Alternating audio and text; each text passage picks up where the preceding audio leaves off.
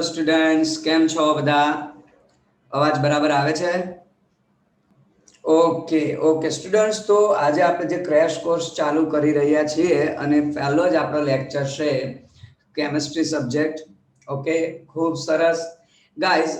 Crash કોર્સમાં આપણે દરેક ચેપ્ટરના ઇમ્પોર્ટન્ટ ટોપિક પહેલા કવર કરીશું અને દરેક ચેપ્ટરની શરૂઆતમાં હું તમને આ ચેપ્ટરમાંથી કયા ટોપિક ઉપર ફોકસ કરવું એ શરૂઆતમાં વાત કરી દઈશું. ઓકે, તો થોડા સ્પીડમાં જઈશું કારણ કે ક્રેશ કોર્સમાં આપણો ટાર્ગેટ એવો રહેશે ક્યાં તો એક લેક્ચર જો નાનું ચેપ્ટર હોય તો, અને ક્યાં તો જો મોટું ચેપ્ટર તો 2 લેક્ચરમાં આપણે ચેપ્ટર પૂર્ણ કરવા કરીશું. ઇન શોર્ટ, ક્રેશ કોર્સની મજા એ છે ગાઈસ કે જે આખી થિયરી ભણવી ન પડે. એમસીક્યુ માટે જે પણ ઇમ્પોર્ટન્ટ ટોપિક છે ડાયરેક્ટલી એના ઉપર આપણે ફોકસ કરી શકીએ, તો ટૂંકા સમયમાં ઝડપથી અને વધુ રિવિઝન થઈ શકે ગાઈઝ. આ ક્રેશ કોર્સનો આપણો ફાયદો છે. ઓકે, તો ગાઈઝ બધાનું સ્વાગત કરું છું અને ખૂબ સારા માર્ક્સ લાવો. ઓકે, એવી બેસ્ટ ઓફ લક, એવી શુભકામનાઓ સાથે આજે આપણે સ્ટાર્ટ કરીએ છીએ આપણો ક્રેશ કોર્સ 2021 નો. તો હું છું દીપક બોગરા, જીનીટી ઇન્સ્ટિટ્યૂટ તરફથી આપ સર્વેનું સ્વાગત કરું છું. અને ગાઈસ, કેમિસ્ટ્રી સબ્જેક્ટમાં આજે જે આપણે વાત કરીશું એ કરીશું ચેપ્ટર 1. ઓકે, સ્ટાન્ડર્ડ આપણું જે 11 છે એનું જે ચેપ્ટર 1 છે, some basic concepts of chemistry, in short રસાયણ વિજ્ઞાનની પાયાની સંકલ્પનાઓ. ઓકે, સૌથી પહેલા તો ગાઈઝ ઇમ્પોર્ટન્ટ ટોપિકની વાત કરી દઈશ કે આ ચેપ્ટરમાંથી કયા ટોપિક વધુ ઇમ્પોર્ટન્ટ છે અથવા વારંવાર એમસીક્યુ આવતા હોય એવા ટોપિક કયા. ઓકે, તો સ્ટુડન્ટ સૌથી અગત્યની પહેલા વાત કરી દઈએ તો એક તો આપણે વાત કરીશું રાસાયણિક સંયોગીકરણના નિયમો. રાસાયણિક સંયોગીકરણના નિયમો ગાઈઝ, આમાં જુદા જુદા 5 નિયમો છે. નો ડાઉટ 6 નિયમ પણ કહી શકીએ, એવોગેડ્રોનો નિયમ સાંકળી દઈએ તો. અને એમાં પણ ખાસ 3 નિયમ ઉપર ફોકસ કરીશું બધા નિયમ, પણ એમસીક્યુ માટે 3 નિયમ ઉપર વધારે ફોકસ કરીશું. એ જ્યારે હમણાં ટોપિક કહીએ ત્યારે વાત કરીશું. ઓકે, તો આ ટોપિક પરથી વધારે એમસીક્યુ રિપીટ થાય છે આ ચેપ્ટરમાં. બીજું જો વાત કરી દઈએ ગાઈઝ આપણે, તો પ્રમાણ સૂચક સૂત્ર અને અણુ સૂત્ર.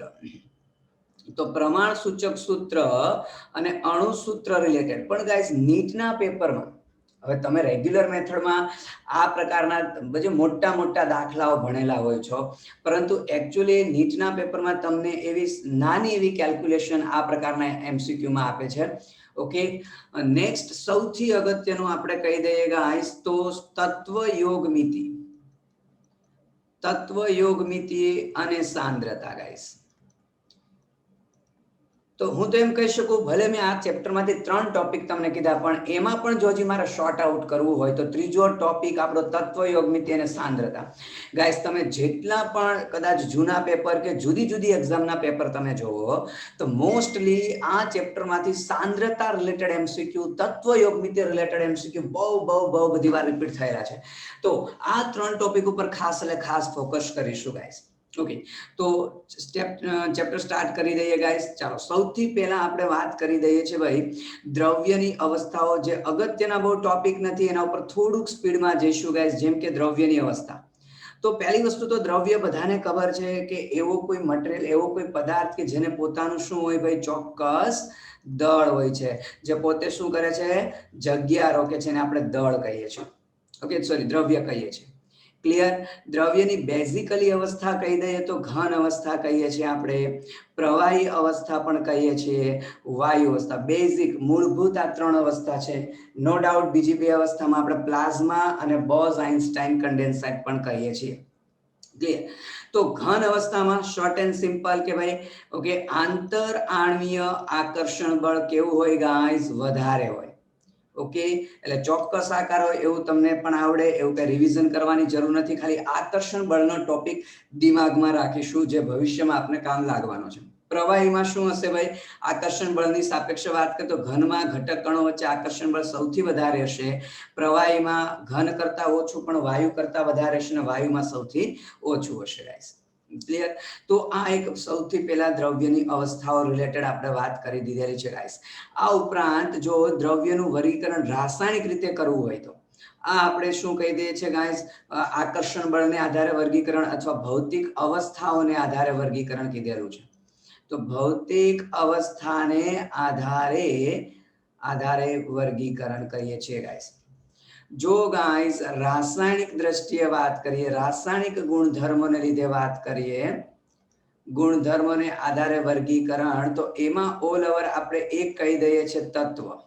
ઓકે, એક આપણે વાત કરી દઈએ છીએ સંયોજન અને એક આપણે વાત કરી દઈશું ગાઈસ મિશ્રણ. ઓકે, તો તત્વમાં કેટલા પોઈન્ટ દિમાગમાં રાખીશું ગાઈસ? તત્વમાં આપણે પોઈન્ટ દિમાગમાં રાખીશું. એક તો એન્ટોની લેવોઇઝરે, જો કે બને ત્યાં સુધી વૈજ્ઞાનિકોના નામ કોમન એન્ટ્રન્સમાં નથી આવતા, ઓકે, છતાં એક આપણા નોલેજ માટે કે એન્ટોની લેવોઇઝર નામનો વૈજ્ઞાનિક કે જેણે સૌપ્રથમ તત્વ વિશે વાત કરેલી હતી. તત્વ શું હોય છે ભાઈ? કે કોઈ એક જ ઓકે તત્વના બધા જ પરમાણુ કેવા હોય છે? સમાન હોય છે. બધા જ પરમાણુ સમાન હોય છે. ઓકે, પણ જુદા જુદા તત્વના પરમાણુ કેવા હોય? જુદા જુદા. જુદા જુદા તત્વના પરમાણુઓ ગાઈસ જુદા જુદા હોય છે. બસ તત્વ વિશે આટલું જ દિમાગમાં રાખીએ છીએ. એક્સ્ટ્રા કોઈ વસ્તુ એમસીક્યુ માટે યાદ રાખવાની જરૂર નથી. સંયોજન માટે શું દિમાગમાં રાખશો? ખૂબ અગત્યનું ગાઈસ.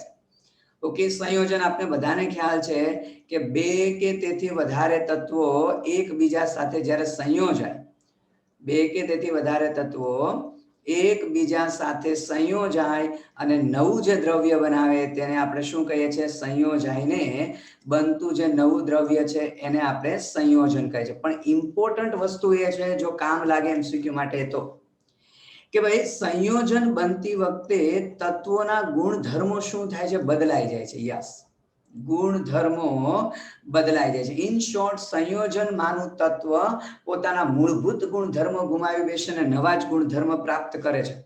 જેનું બેસ્ટ એક્ઝામ્પલ જો આપણે વાત કરવા કહીએ, હાઇડ્રોજન વાયુ સ્વરૂપે છે, દહનશીલ વાયુ છે, ઓક્સિજન વાયુ સ્વરૂપે છે. ઓકે, દહનને સપોર્ટ કરે છે, અગ્નિને સપોર્ટ કરે, પણ એમાંથી જો બનતું પાણી, તો હાઇડ્રોજન ગેસ કહી દીધો, H2O ગેસ કહી દીધો, પણ પાણી લિક્વિડ છે, ગુણધર્મ બદલાઈ ગયા. પાણી ઉલટાનું આગ ઓલવવા માટે કામ લાગે છે. તો સંયોજનમાંથી ખાલી આટલો કન્સેપ્ટ દિમાગમાં રાખીએ. મિશ્રણ શું કહે છે ગાઈસ? મિશ્રણમાં ફરી પાછા આપણે બે ભાગ કરી દઈશું. ઓકે, મિશ્રણમાં એક આપણે વાત કરી દઈશું ભાઈ સમાંગ મિશ્રણ. તો મિશ્રણ એટલે શું છે? બે કે તેથી વધારે ઘટકોનું મિશ્રણ ભાઈ.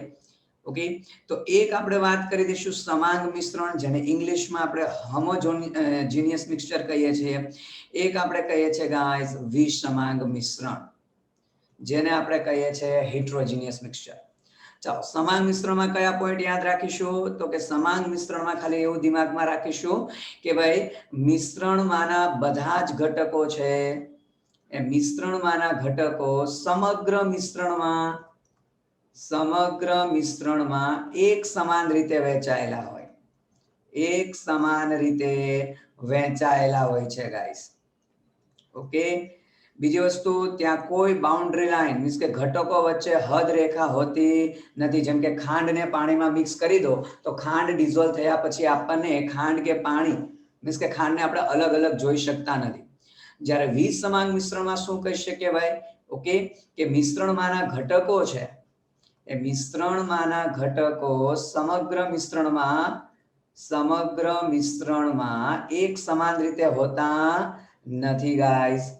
જુદા જુદા જથ્થો મીન્સ કે સાંદ્રતા જુદી જુદી જગ્યાએ જુદી જુદી હોય, મિશ્રણમાં એક સમાન હોતું નથી. એનો મતલબ મિશ્રણમાંના ઘટકોને કોઈ ચોક્કસ હદ રેખા વડે અલગ કરી શકીએ. સપોઝ હું તમને એક સિમ્પલ એક્ઝામ્પલ આપવાનો પ્રયત્ન કરું, તેલ અને પાણી. તેલ અને પાણીનું મિક્સચર લઈ લે તો અહીંયા વચ્ચે આપણે જોઈ શકીએ છીએ હદ રેખા દેખાય કે જ્યાંથી સપોઝ આપણે કહી શકીએ ઉપરનો ભાગ તેલ છે, નીચેનો ભાગ શું છે? પાણી છે. બીજું, મિશ્રણમાં જો કોઈ કામ લાગી શકે એવો પોઈન્ટ હોય ગાઈસ, તો નેક્સ્ટ પોઈન્ટ કહી શકીએ મિશ્રણના ઘટકોનું અલગીકરણ. તો ગાઈસ મિશ્રણ છે એનું અલગીકરણ આપણે કરવા માટે ક્યાં તો સાદામાં સાદી ગાળણ પદ્ધતિ વાપરીએ છીએ. કે સપોઝ મારી પાસે ખાંડ અને મીઠા આપણે ખાંડ અને રેતીનું મિક્સચર છે અથવા તો મીઠું અને રેતીનું મિક્સચર છે, તો એમાં પાણી એડ કરી દઈશ તો બધું મીઠું છે તે ડિઝોલ્વ થઈ જશે, રેતી ડિઝોલ્વ નહીં થાય. ગાળણ ક્રિયા કરી દઈશ તો રેતી અલગ થઈ જશે અને મીઠાનું દ્રાવણ મળશે, અને એ મીઠાના દ્રાવણનું બાષ્પીભવન કરી નાખીશ તો મીઠું પણ અલગ મળી જશે. બીજું આપણે કહે છે ઠારણ, કે ભાઈ ખૂબ નીચા તાપમાને જો લઈ જઈએ પ્રવાહી મિશ્રણ હોય તો પ્રવાહીના ઠાર બિંદુ અલગ અલગ હોય તો ઠારણ દ્વારા અલગ અલગ કરી શકીએ છીએ ગાઈસ. આપણે કહી શકીએ ઉત્કલન, ટૂંકમાં નિસ્યંદન આપણે શબ્દ વાપરી શકીએ. નિસ્યંદન પદ્ધતિથી પણ આપણે મિશ્રણમાંના ઘટકોને અલગ કરી શકીએ છીએ. સેન્ટ્રીફ્યુગેશન ગાઈસ, સેન્ટ્રીફ્યુગેશન એટલે આપણે શું કહીએ છીએ કે આપણા મિશ્રણને ગોળાકાર રીતે વેગ સાથે ઘુમાવીએ છીએ તો જે ભારે પદાર્થ હશે એને કેન્દ્રગામી બળને લીધે તળિયે મધ્યમાં જમા થશે. તો આ એક પ્રસ્તાવના પ્રાઇમરી બાબતની વાત કરી દીધી છે આપણે. ઓકે, ચલો તો તત્વ સંયોજન મિશ્રણની વાત કરી દીધી. નેક્સ્ટ કયા પોઈન્ટ ઉપર જઈશું ગાઈસ આપણે? તો કે નેક્સ્ટ પોઈન્ટમાં આપણે જઈશું ગાઈસ જે સિગ્નિફિકન્ટ નંબર છે, સાર્થક અંકો, એના ઉપર આપણે ખાસ ડિસ્કશન નહીં કરીએ કારણ કે ફિઝિક્સમાં પણ તમે ભણો છો, અને બીજી વસ્તુ કે ખાસ એના એમસીક્યુ આવતા હોતા નથી, અને કદાચ આવે તો એટલું મીન્સ કે બહુ સિમ્પલ વસ્તુ છે. ઓકે, એટલે ખોટો એના ઉપર આપણે એ ટોપિક ઉપર અત્યારે ફોકસ નહીં કરીએ, ટાઈમ નીકળી જશે ખોટો. ઓકે, ડાયરેક્ટલી હું વાત કરી દઈશ કે માપનની જે પદ્ધતિઓ છે તો સમયાંતરે જુદી જુદી પદ્ધતિ આવી. એમાં સૌથી પહેલા આવી ગઈ એફપીએસ, જેને આપણે ફૂટ પાઉન્ડ સેકન્ડ પદ્ધતિ કહીએ છીએ ગાઈસ. ઓકે, તો સીધી વસ્તુ છે, કોઈ પણ વસ્તુ મીન્સ કે ભૌતિક રાશિનું માપન કરીએ તો એના માટે એક મૂલ્ય હોવું જોઈએ, એના માટે એક એકમ હોવો જોઈએ ગાઈસ. ઓકે, તો એના માટે સમયાંતરે જુદી જુદી પદ્ધતિ અસ્તિત્વમાં આવી. તો સૌથી પહેલા અંતર છે તે ફૂટમાં મપાતું હતું, વજન છે તે પાઉન્ડ એકમમાં મપાતો હતો, સમય છે તે સેકન્ડ એકમમાં મપાતું હતું ગાઈસ. ક્લિયર? ત્યાર પછી જો વાત કરી દઈએ ભાઈ સીજીએસ પદ્ધતિ, સેન્ટીમીટર ગ્રામ સેકન્ડ પદ્ધતિ આપણે વાત કરીએ છીએ. સેન્ટીમીટર ગ્રામ સેકન્ડ પદ્ધતિની આપણે વાત કરીએ છીએ. ફરી પાછું ગાઈસ એમકેએસ પદ્ધતિ આવી ગઈ, મીન્સ કે મીટર કિલોગ્રામ સેકન્ડ પદ્ધતિ. તો કહેવાનો મતલબ એમ છે, અંતર હવે મીટર એકમમાં, વજન કિલોગ્રામ એકમમાં, સમય સેકન્ડ એકમમાં. પણ જુદા જુદા દેશોમાં જુદી જુદી પદ્ધતિનો વપરાશ હતો ગાઈસ. ઓકે, સપોઝ એક જસ્ટ એક્ઝામ્પલ માની લો કે ઇન્ડિયા એમકેએસ પદ્ધતિનો ઉપયોગ કરે છે તો ઓસ્ટ્રેલિયા માની લો સીજીએસ પદ્ધતિનો. તો જુદી જુદી એકમ પદ્ધતિના ઉપયોગને લીધે પછી આંતરરાષ્ટ્રીય વ્યવહારમાં ગૂંચવાડો થતો હતો, અને એને લીધે ગાઈસ 1971 એટલે લગભગ 1971 આસપાસ, ઓકે, નો ડાઉટ 1960માં આના માટે મીટિંગ થયેલી હતી ઇન્ટરનેશનલ લેવલે, અને નક્કી થયેલું હતું કે 1971 થી વિશ્વના સમગ્ર દેશોએ માપનમાં એક સૂત્રતા જાળવી રાખવા માટે એક સમાન પદ્ધતિ જેમ કે એસઆઈ પદ્ધતિનો ઉપયોગ કરવો, જેને આપણે ઓકે ફ્રેન્ચ નામ પરથી લે સિસ્ટમી ઇન્ટરનેશનલ ડી યુનિટ્સ કહીએ છીએ. તો એસઆઈ પદ્ધતિ સમાન રીતે યુઝ કરવાનું નક્કી થયેલ હતું, જેનું પૂરું નામ મેં કહી દીધું લે સિસ્ટમી ઇન્ટરનેશનલ ડી યુનિટ્સ. એસઆઈ પદ્ધતિમાં મૂળભૂત રીતે 7 રાશિઓ ગાઈઝ નક્કી થયેલી છે. એના ઉપર ફટાફટ ફોકસ કરી દઈએ તો સૌથી પહેલું આપણે કહી દઈએ છે દળ. ઓકે, દળ જેને આપણે સ્મોલ એમ સિમ્બોલ દ્વારા દર્શાવીએ છીએ, જેનો એસઆઈ એકમ કિલોગ્રામ સ્વીકારાયેલો છે ગાઈઝ. ઓકે, બીજી રાશિ આપણે કહી દઈએ છીએ ગાઈઝ લંબાઈ, તો જેને આપણે સ્મોલ એલ તરીકે દર્શાવીએ છીએ, જેનો એસઆઈ પદ્ધતિમાં મીટર એકમ તરીકે સ્વીકારાયેલું છે, સ્મોલ એમ વડે દર્શાવીએ છીએ. ત્રીજું આપણે વાત કરીએ છીએ સમય, એને આપણે સ્મોલ ટી સિમ્બોલ વડે દર્શાવીએ છીએ. એસઆઈ પદ્ધતિમાં જેને સેકન્ડ તરીકે સ્વીકારવામાં આવે છે, સ્મોલ એસ. ચોથું કહી દઈએ તો ગાઈઝ થર્મોડાયનેમિક્સ ટેમ્પરેચર, મીન્સ કે ઉષ્માગતિકીય તાપમાન, તો જેને આપણે કેપિટલ ટી સિમ્બોલ વડે દર્શાવીએ છીએ, જેનો એસઆઈ એકમ આપણે કેલ્વિન લઈએ છીએ, કેપિટલ કે ગાઈઝ. નેક્સ્ટ આપણે વાત કરી દઈએ ગાઈઝ પદાર્થનો જથ્થો કહીએ છીએ. ઓકે, પદાર્થનો જથ્થો કહીએ છીએ, જેને આપણે પદાર્થના જથ્થાને એન સિમ્બોલ વડે દર્શાવીએ છીએ, જેનો એકમ મોલ સ્વીકારાયેલો છે, જેને MOL અથવા તો ઘણી રેફરન્સ બુકમાં MOLE તરીકે દર્શાવે છે. છઠ્ઠો મૂળભૂત એસઆઈ એકમ કહી દઈએ ગાઈસ તો વિદ્યુત પ્રવાહ સ્વીકારવામાં આવેલો છે. વિદ્યુત પ્રવાહને આપણે આઈ સિમ્બોલ વડે દર્શાવીએ છીએ, જેનો એકમ આપણે કહીએ છીએ ગાઈસ એમ્પિયર, જેને કેપિટલ એસ સિમ્બોલ વડે દર્શાવીએ છીએ. અને સાતમો એકમ કહીએ છીએ ગાઈસ જ્યોતિની તીવ્રતા. ઓકે, જેને આપણે આઈ મ્યુ સિમ્બોલ વડે દર્શાવીએ છીએ, જેનો એકમ આપણે કેન્ડેલા કહીએ છીએ અને સીડી. તો ગાઈસ મૂળભૂત એસઆઈ પદ્ધતિમાં 7 એકમોને બેઝિક યુનિટ તરીકે પાયાના એકમો તરીકે સ્વીકારાયેલા છે. ઓકે ગાઈસ, અને હવે જે પણ એકમો છે આની સિવાયની બધા કેવા એકમો છે? તારવેલા છે, મીન્સ કે આ એકમો પરથી તારવેલા છે. ઓકે, જેમ કે સાદામાં સાદું એક્ઝામ્પલ આપી દઈએ ગાઈસ, ઘનતા વિશે વાત કરી દઈએ તો ઘનતા છે તે તારવેલો એકમ છે.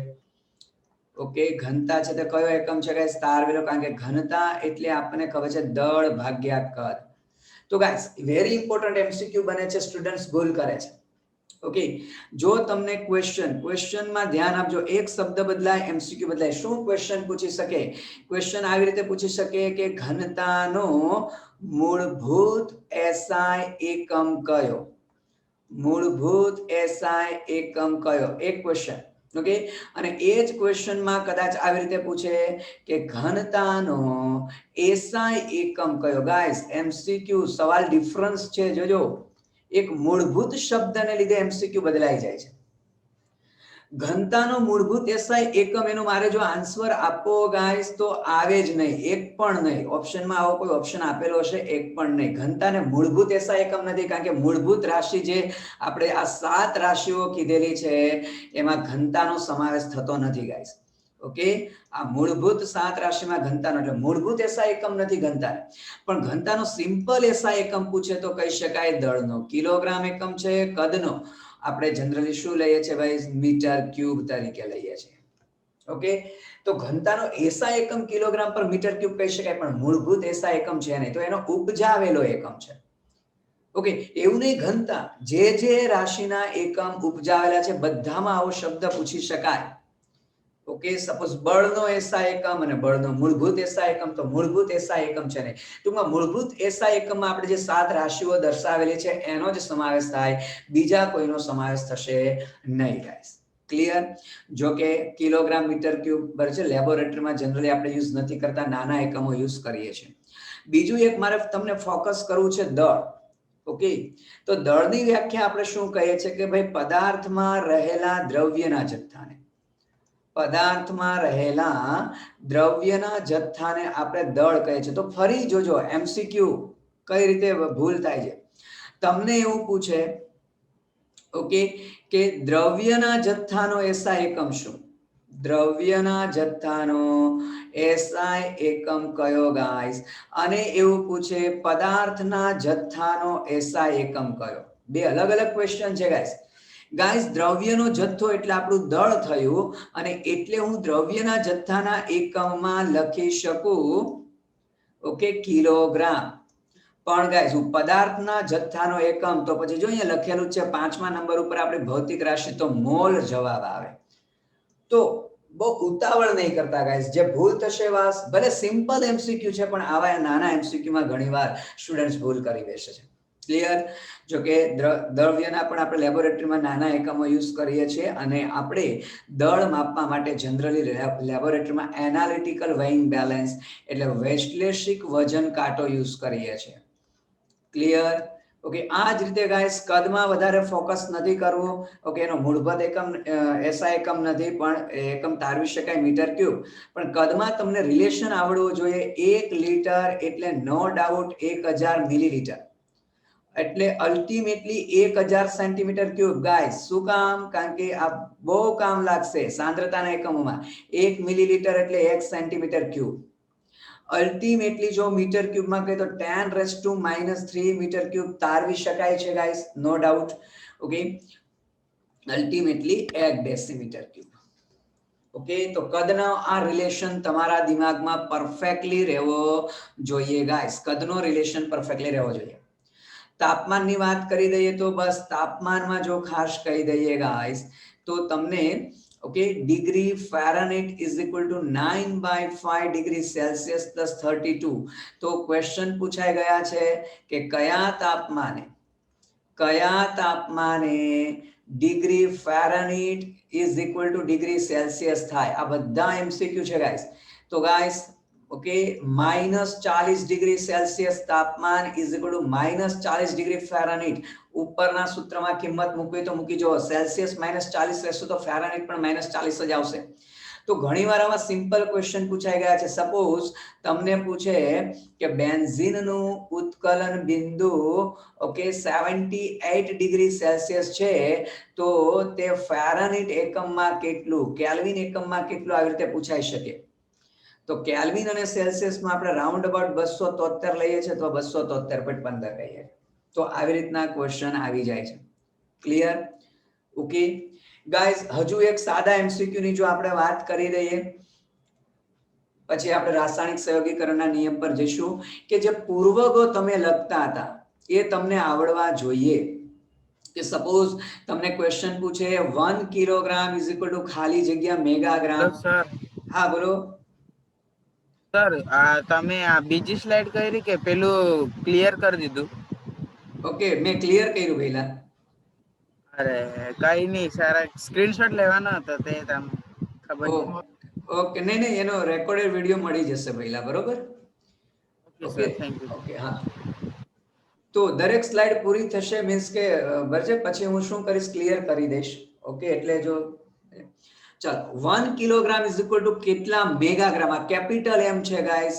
તો જરા આવી રીતના એમસીક્યુ આજે સપોઝ તમને પૂછે 1 10⁻² nano second is equal to how many pico second. આ રીતના એમસીક્યુ આવે છે ગાઈસ. તો તમને પૂર્વગો ખ્યાલ રહેવા જોઈએ. ઓકે અને પૂર્વગો માટે આપણે શું કહીએ છીએ કે જનરલી આપણે એવું કહીએ છીએ કે 10⁻⁻1 10⁻², 10⁻³ 10⁻, તમને ખ્યાલ જ હશે. એક ફટાફટ રિવિઝન ફોર્મમાં કહી દે છે -9 10⁻12 10⁻15 10⁻18. નો ડાઉટ 15 સુધી આવડે તો બહુ છે.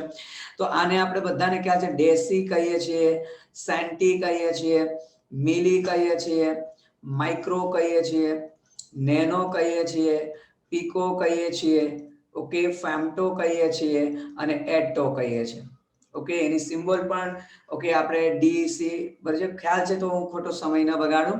Okay ડેસી, સેન્ટી, milli, micro, nano, pico, femto, એટો કહીએ છીએ.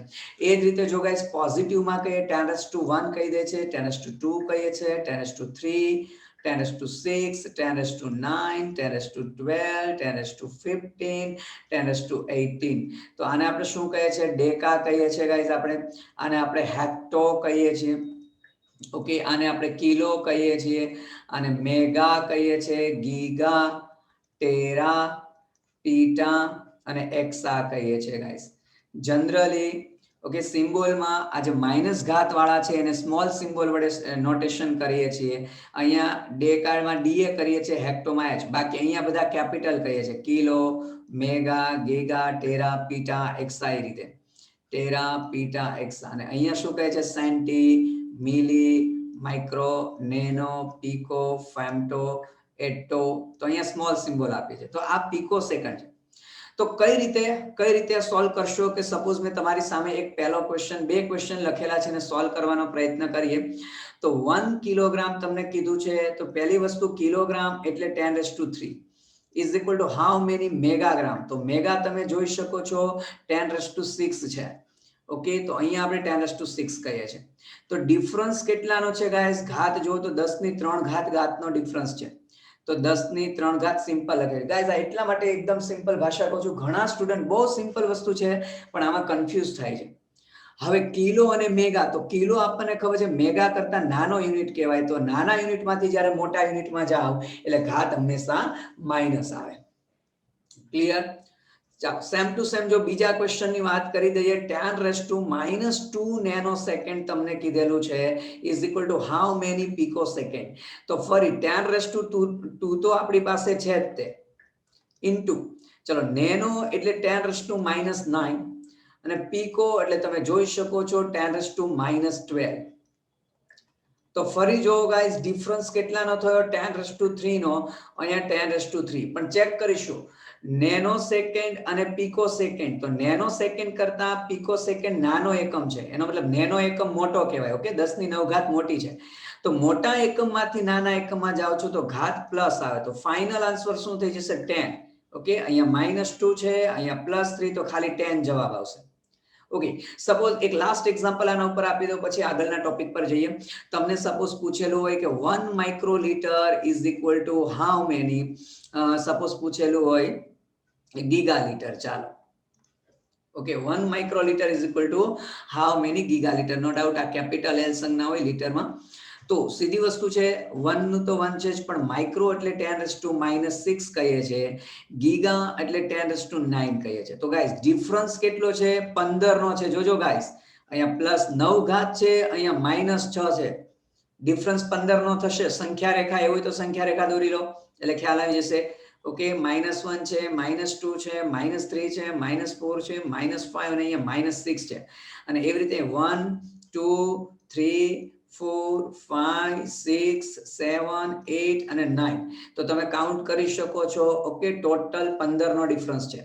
તો અહીંયા હું લખી દઈશ 10⁻15. અહીંયા તો એક જ છે એટલે કોઈ વાંધો નથી, 1 ગુણ્યા. પણ ફરી માઇક્રો અને ગીગા, તો ઓબ્વિયસલી જે માઇક્રો છે તે નાનો એકમ કહેવાય ગીગા કરતા. તો નાના એકમમાંથી મોટા એકમમાં જાવ એટલે ઘાત માઇનસ આવશે. તો આવા કન્વર્ઝન વાળા એકમો તમને સ્ટુડન્ટ પૂછાય છે. ઓકે, તો આ જે વાત કરી એ ચેપ્ટરનો પાયો હતો. બરાબર છે. હવે જે આપણે તરત વાત કરીશું એ વાત કરવાની છે ગાઈસ. ઓકે, અગત્યનો ટોપિક આપણે રાસાયણિક સંયોગીકરણના નિયમો, જે ચેપ્ટરના શરૂઆતમાં આપણે કીધેલું હતું કે રાસાયણિક સંયોગીકરણના નિયમો, રાસાયણિક સંયોગીકરણના નિયમો જે આપણા માટે એમસીક્યુ માટે ખૂબ અગત્યના છે. તો ભાઈ કેમ એક પરમાણુ બીજા પરમાણુ સાથે ચોક્કસ સંખ્યામાં સંયોજાય છે, ઓકે, એના વિશે વાત કરવાની છે આપણે. ઓકે, અને એ નિયમોમાં સૌથી પહેલા જોજો, મેં કીધું તું છે 6 નિયમ, પણ એમાં 3 જ નિયમ આપણા એમસીક્યુ માટે વધુ ફોકસ કરીશું. ઓકે, પણ કન્સેપ્ટ બધા નિયમોના એક વખત રિવાઇઝ કરાવી દઈશું ગાઈસ.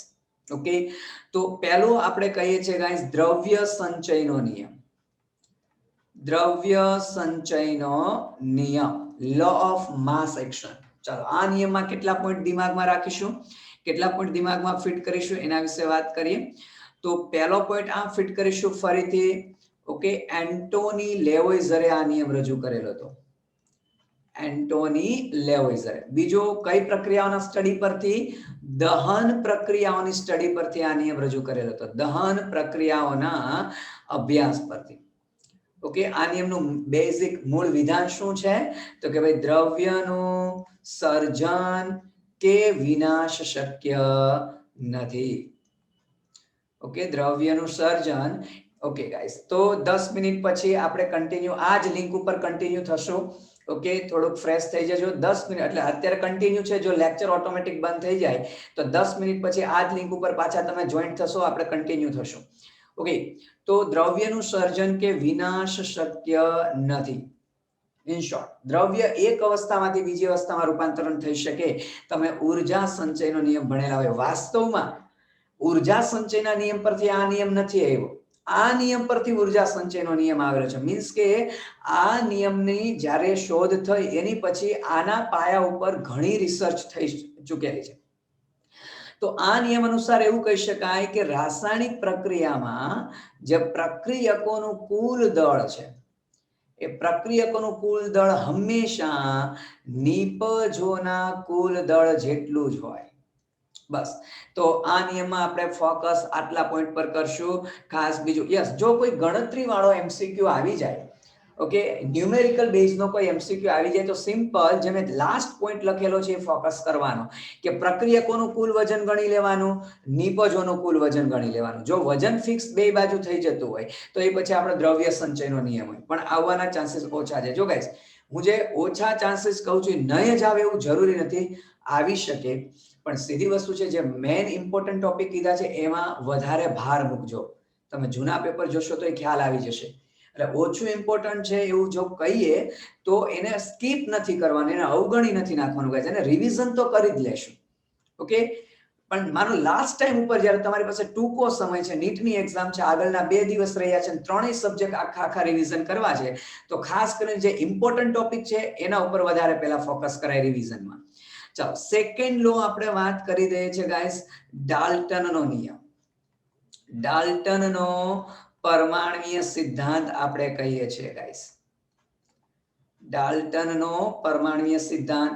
તો એમાં કયા ટોપિક આપણે ખાલી ફોકસ કરીશું? તો ગાઈસ, નો ડાઉટ, ઓકે, આપણે બધાને ખબર છે કે ભાઈ કોઈ પણ તત્વ, કોઈ પણ પરમાણુ છે, મીન્સ કે કોઈ પણ દ્રવ્ય છે, ડાલ્ટન એવું કીધું હતું, કોઈ પણ દ્રવ્ય અતિ સૂક્ષ્મ અવિભાજ્ય કણોનું બનેલું હોય છે. અતિ સૂક્ષ્મ અવિભાજ્ય કણોનું બનેલું છે. આ વાત નો ડાઉટ ગ્રીક તત્વ વૈજ્ઞાનિકોને આપણા ઇન્ડિયન પ્રાચીન ભારતીય કરેલી હતી, પણ એની સિસ્ટેમેટિક રજૂઆત ડાલ્ટને કરેલી હતી. એટલે આ નિયમની શોધ ડાલ્ટન ના ફાળે ગઈ. એને આ નિયમમાં જેટલા પણ પોઈન્ટ્સ કે અભિધારણા કીધેલી છે, એને new system of chemical general અથવા તો ફિલોસોફી શબ્દ, ફિલોસોફી, કેટલીક રેફરન્સ બુકમાં ફિલોસોફીની જગ્યાએ જનરલ શબ્દ છે, ટૂંકમાં રજૂ કરેલી હતી.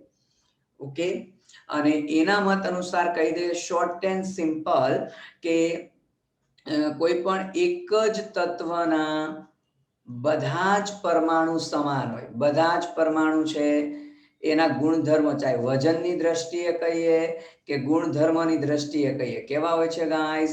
સમાન હોય છે. પણ એ જુદા જુદા તત્વના પરમાણુથી જુદા જુદા હોય. નો ડાઉટ ચોક્કસ સંખ્યામાં સંયોજાઈને અણુ બનાવે. ઓકે, એના ઉપર અત્યારે ફોકસ નહીં કરીએ, ખાલી ઇમ્પોર્ટન્ટ પોઈન્ટ જ કહીએ છીએ. અને એક ડાયરેક્ટલી હું તમને વાત કરું તો મર્યાદા.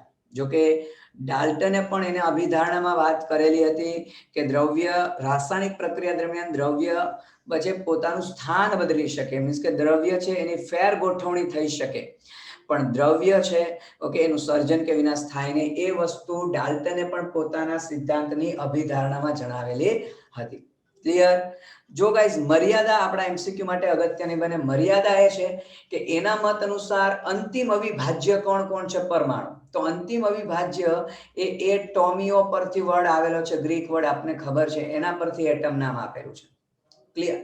તો મર્યાદા એ છે કે એને સૌથી નાનામાં નાનો પણ પરમાણુ કીધું, પણ પરમાણુમાં જે અપરમાણવીય કણો છે ગાઈસ, અપરમાણવીય કણો છે, proton, neutron, electron, MASON, પોઝિટ્રોન, okay, તો આના વિશે કોઈ માહિતી ડાલ્ટનનો પરમાણવીય સિદ્ધાંત સમજાવી શકતો નથી. જો ગાઈસ એની બીજી અભિધારણા કહી દે તો સમસ્થાનિક, કારણ કે સમસ્થાનિક સમજવા માટે આપણે પ્રોટોન ઇલેક્ટ્રોનની જરૂર પડે, બધાને ખ્યાલ છે, ન્યુટ્રોનની જરૂર પડે. સમસ્થાનિકો ન્યુટ્રોનની સંખ્યામાં અલગ પડતા હોય, તો સમસ્થાનિક વિશે પણ કોઈ સમજાવી શકતો નથી. અને સમસ્થાનિક ન સમજાવ તો ઓબ્વિયસલી છે ગાઈસ, રેડિયો એક્ટિવિટીની પ્રોપર્ટી, રેડિયો એક્ટિવિટીનો ગુણધર્મ પણ એ ડાલ્ટનનો નિયમ સમજાવી શકતો નથી. ક્લિયર? તો આ જે વાત કરી દીધી છે તે ડાલ્ટનના નિયમની વાત કરી દીધેલી છે. ઓકે, ચાલો નેક્સ્ટ જે કન્સેપ્ટની વાત કરીશું ગાઈસ, ત્રીજો રાસાયણિક, એ આપણા એમસીક્યુ માટે વધારે ફોકસ કરવાનો છે ગાઈસ. ત્રીજો નિયમ, તો ત્રીજો નિયમ આપણે કહીએ છીએ નિશ્ચિત સંરચનાનો નિયમ. નિશ્ચિત સંરચનાનો નિયમ આપણે ફોકસ કરીએ છીએ, law of definite proportion. Guys, no doubt Joseph પ્રાઉસ્ટે આ નિયમ રજૂ કરેલો હતો. કોણે રજૂ કરેલો હતો ભાઈ? તો જોસેફ પ્રાઉસ્ટે. ઓકે, નો ડાઉટ એને ક્યુપ્રિક કાર્બોનેટ CuCO3 ના નમૂનામાં દરેક તત્વોનું ટકાવાર પ્રમાણ કોન્સ્ટન્ટ જાણેલું હતું. એને પ્રયોગશાળામાં એ નમૂનો બનાવેલો હતો અને એ જ એને કુદરતી રીતે કોપર કાર્બોનેટનો નમૂનો લીધેલો હતો. બંને નમૂનામાં કોપર, કાર્બન, ઓક્સિજન દરેકની ટકાવારી કેવી મળી? ફિક્સ મળી. એટલે એને કહી દીધું કે કોઈ પણ સેમ્પલ ગમે ત્યાંથી લેવામાં આવે, એમાં રહેલા તત્વોનું વજનથી પ્રમાણ કેવું હોય? અચળ હોય. તો નિયમનું વિધાન સમથિંગ આવું છે કે નિશ્ચિત અથવા તો ચોક્કસ કે નિશ્ચિત સંયોજન માના દરેક તત્વનું વજનથી અથવા દળથી પ્રમાણ કહીએ, વજનથી પ્રમાણ કેવું હોય? નિશ્ચિત હોય. તો ગાઈસ, આના પરથી એમસીક્યુ આવે છે, ન્યુમેરિકલ પ્રકારના ક્યારેક આવી જાય છે. તો શોર્ટ એન્ડ સિમ્પલ હિન્ટ શું યાદ રાખીશું ગાઈસ? આપણે હિન્ટ યાદ રાખીશું ઓકે, જો ન્યુમેરિકલ પ્રકારના હોય તો કઈ દાખલો ગણવાની જરૂર નથી, કારણ કે આ મોટા દાખલા હશે, આ ટોપિકના આવશે તો આપણે કન્સેપ્ટ ક્લિયર રહેવો જોઈએ. હિન્ટ એવું રહેશું કે આ ક્વેશ્ચનમાં શું માહિતી આપેલી હશે કે કોઈ એકના એક પદાર્થ કે એક જ પદાર્થ માટે તમને ગાઈસ ઓકે ક્યાં તો એનો સ્ત્રોત આપેલો હશે, જુદા જુદા સ્ત્રોત આપેલા હોય કે સપોઝ એક પાણીનું સેમ્પલ દરિયાના પાણીનું લીધું, એક પાણીનું સેમ્પલ તળાવના પાણીનું લીધું, સ્ત્રોત અલગ અલગ હશે. સ્ત્રોત અલગ અલગ હોય પણ પદાર્થ ફિક્સ છે તો સાબિત થાય એની સંરચના નિશ્ચિત રહેતી હોય તો નિશ્ચિત સંરચના નિયમ. એટલે આ ક્વેશ્ચનને ઓળખવા માટે ક્વેશ્ચનમાં આ નિયમને ઓળખવા માટે ક્વેશ્ચનમાં ક્યાં તો સ્ત્રોત વિશેની માહિતી હશે, ક્યાં તો ગાઈસ જે તે પદાર્થ છે એની બનાવવાની અથવા બનાવટની જુદી જુદી પદ્ધતિઓ આપેલી હશે. ઓકે, પદાર્થ એકનો એક હશે પણ એની જુદી જુદી પદ્ધતિથી બનાવેલો હશે, તો પણ પદ્ધતિ જુદી જુદી છે પણ પદાર્થ એકનો એક છે. ઓકે, તો નિશ્ચિત સંરચનાનો નિયમ હોય. આ ગાઈસ એક સિમ્પલ હિન્ટ છે આ નિયમને ઓળખવા માટે. સપોઝ બહુ જૂનું અને જાણીતું ઉદાહરણ છે એટલે તમને આ એક્ઝામ્પલ દ્વારા સમજાવું કે માની લો પાણી છે તે H2 અને O2 ગેસથી બનેલું હોય તોય H2O લિક્વિડ જ હોય, અથવા તો પાણી છે તે હાઇડ્રોજન પેરોક્સાઇડના વિઘટનથી બનાવેલું હોય. ઓકે, તો પણ એમાં H2O અને આપણે O2, તો જો પાણીમાં હાઇડ્રોજન ઓક્સિજનનું જે પ્રમાણ છે H જેમ ઓક્સિજન એ 2:1 જ રહેશે, 2:1 જ રહેશે. સંખ્યાથી પ્રમાણ નિશ્ચિત છે તો વજન એ ફિક્સ હોય. ઓકે, આ જે મેં પ્રમાણ લખેલું છે તે સંખ્યાથી પ્રમાણ લખેલું છે. હાઇડ્રોજનની સંખ્યા 2 છે, ઓક્સિજન ગમે ત્યાંથી પાણીનો નમૂનો લઈએ. ક્લિયર? અને જો દળથી પ્રમાણ કહીએ તો હાઇડ્રોજન પાણીમાં 2 ગ્રામ જ રહેશે, ઓક્સિજન 16 ગ્રામ જ રહેશે. ઇન શોર્ટ 1:8 જ હશે. તો આ મેં લખેલું છે તો કેનાથી પ્રમાણ લખેલું છે? વજનથી પ્રમાણ લખેલું છે ગાઈસ. તો એકના એક પદાર્થના ક્યાં તો જુદા જુદા ઓકે સ્ત્રોત વિશે વાત કરેલી હશે ક્વેશ્ચનમાં, અથવા તો ગાઈસ વજનથી પ્રમાણ વિશે વાત કરેલી હોય તો એમસીક્યુમાં અથવા તો બનાવટની જુદી જુદી પદ્ધતિ વિશે વાત કરેલી હોય તો એમસીક્યુમાં આ બે વસ્તુ આપેલી હોય, સ્ત્રોત ઓકે અને બનાવટની જુદી જુદી પદ્ધતિ. ક્લિયર? તો નિયમ કયો આવશે? નિશ્ચિત સંરચનાનો નિયમ આવશે. Guys less than 1 minute time રહ્યો છે આ સ્ક્રીન બંધ થવા માટે, તો આપણે નેક્સ્ટ ટોપિક ફરીવાર 10 મિનિટ પછી પાછા મળીએ છીએ. ઓકે, ત્યાં સુધી ફ્રેશ થઈ જાવ અને ફરીવાર આપણે મળીએ છીએ ગાઈસ. એટલે ગમે ત્યારે સ્ક્રીન બંધ થશે તો નવા ટોપિક ઉપર અત્યારે હું ડિસ્કસ કરતો નથી. તો જે પણ ટોપિકનું અત્યારે ડિસ્કશન ચાલે છે ગાઈસ, ક્વિક રિવિઝન ચાલે છે જેને આપણે ક્રેશ કોર્સ કહીએ છીએ.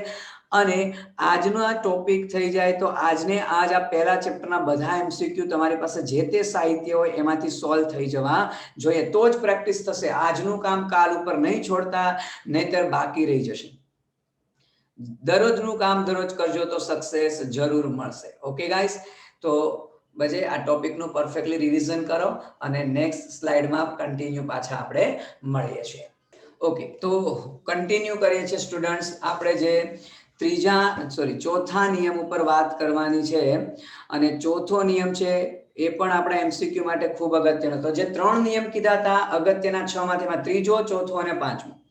ચોથો નિયમ છે ગાઈસ સરળ ગુણક પ્રમાણનો નિયમ. કયો નિયમ છે? સરળ ગુણક પ્રમાણનો નિયમ. ઓકે, તો આના પણ એમસીક્યુ થિયરિટિકલ આવે છે, કેલ્ક્યુલેટેડ પ્રકારના આવે છે, પણ આમાં પણ આપણે હિન્ટ આપીશું.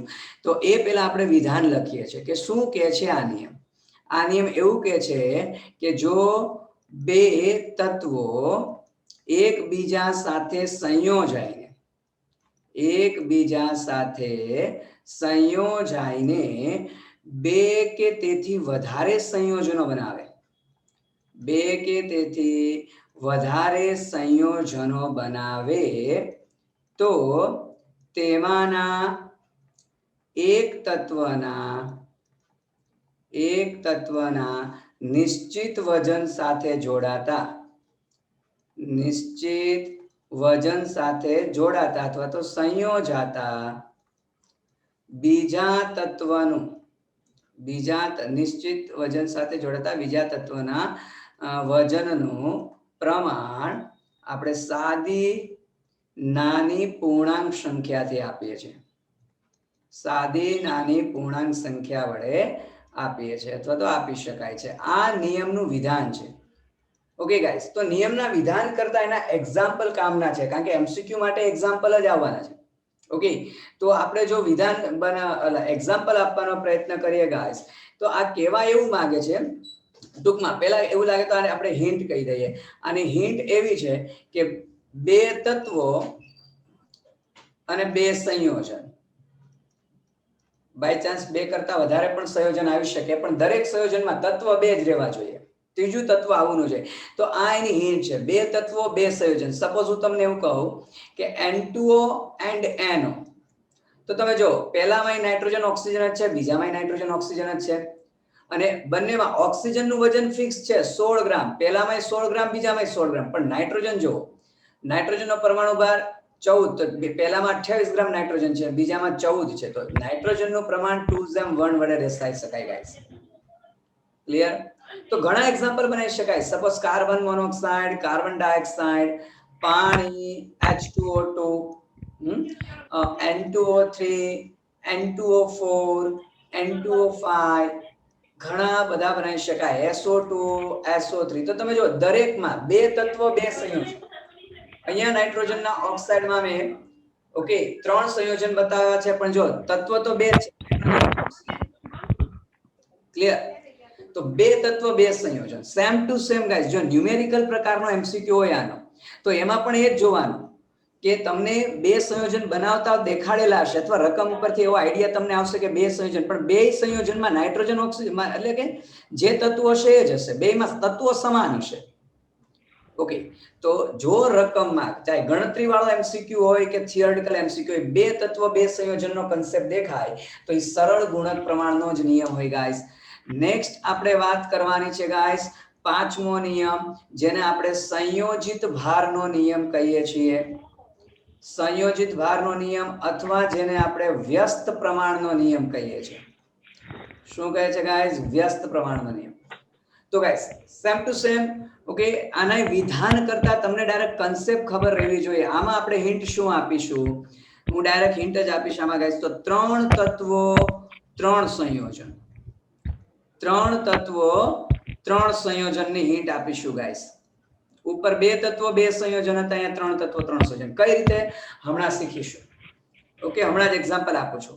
એ પહેલા આપણે વાત કરી દઈએ કે સંયોજિત ભારનો નિયમ અથવા વ્યસ્ત ભારનો નિયમ. આના પરથી ઘણીવાર એમસીક્યુ રિપીટ થયેલા છે. તો એક્ઝામ્પલ કઈ રીતે આપે જો, સપોઝ હું તમને એમ કહું SO2, કાર્બન ડાયોક્સાઇડ અને કાર્બન ડાયસલ્ફાઇડ. ઇન શોર્ટ, એ તત્વ છે એ બી નો ફ્રેન્ડ છે, બી છે તે સી નો ફ્રેન્ડ છે, તો અલ્ટિમેટલી એ અને સી પણ શું હોય? એકબીજાના ફ્રેન્ડ હોય, એવું સમથિંગ કહેવાનું. આખા કેમિસ્ટ્રીમાં આ કન્સેપ્ટ બે જગ્યાએ લાગુ પડે કે એ છે તે બી નો ફ્રેન્ડ છે, બી છે તે સી નો છે, તો એ અને સી પણ અલ્ટિમેટલી શું છે? ફ્રેન્ડ. આખા કેમિસ્ટ્રીમાં બે જગ્યાએ લાગુ પડે. એક તો આ સંયોજિત ભારના નિયમમાં, અને ઉષ્મા ગતિશાસ્ત્રના શૂન્ય ક્રમના નિયમમાં આ કન્સેપ્ટ લાગુ પડે. તો તમે જો કહેવાય એવું માંગે છે કે સલ્ફરને એ લઈ લો, તો સલ્ફર એ ઓક્સિજન એટલે બી નો ફ્રેન્ડ છે, પણ ઓક્સિજન એ કાર્બન નો ફ્રેન્ડ છે, તો અલ્ટિમેટલી સલ્ફર એ અને કાર્બન સી, એટલે એ અને સી પણ શું હોય? એકબીજાના ફ્રેન્ડ, એટલે એકબીજા સાથે જોડાઈને સંયોજન બનાવી શકે. ક્લિયર? બે તત્વો સોરી 3 તત્વો 3 સંયોજન. સપોઝ હું તમને કહી શકું મારી પાસે HCl છે, મારી પાસે Cl2O છે, તો H2O. તમે જો ઓકે, એ તત્વ બી નું ફ્રેન્ડ છે, હાઇડ્રોજન ક્લોરીન નું ફ્રેન્ડ છે, પણ ક્લોરીન તો ઓક્સિજન નું ફ્રેન્ડ છે, તો હાઇડ્રોજન અને ઓક્સિજન પણ શું હોય? એકબીજાના ફ્રેન્ડ હોય ગાઈસ. તો આ કન્સેપ્ટ છે સંયોજિત ભારનો નિયમ. એટલે જો એમસીક્યુ માં 3 તત્વો 3 સંયોજન વિશેની માહિતી હોય તો આપણે એને સંયોજિત ભારનો નિયમ અથવા તો વ્યસ્ત પ્રમાણનો નિયમ કહીશું.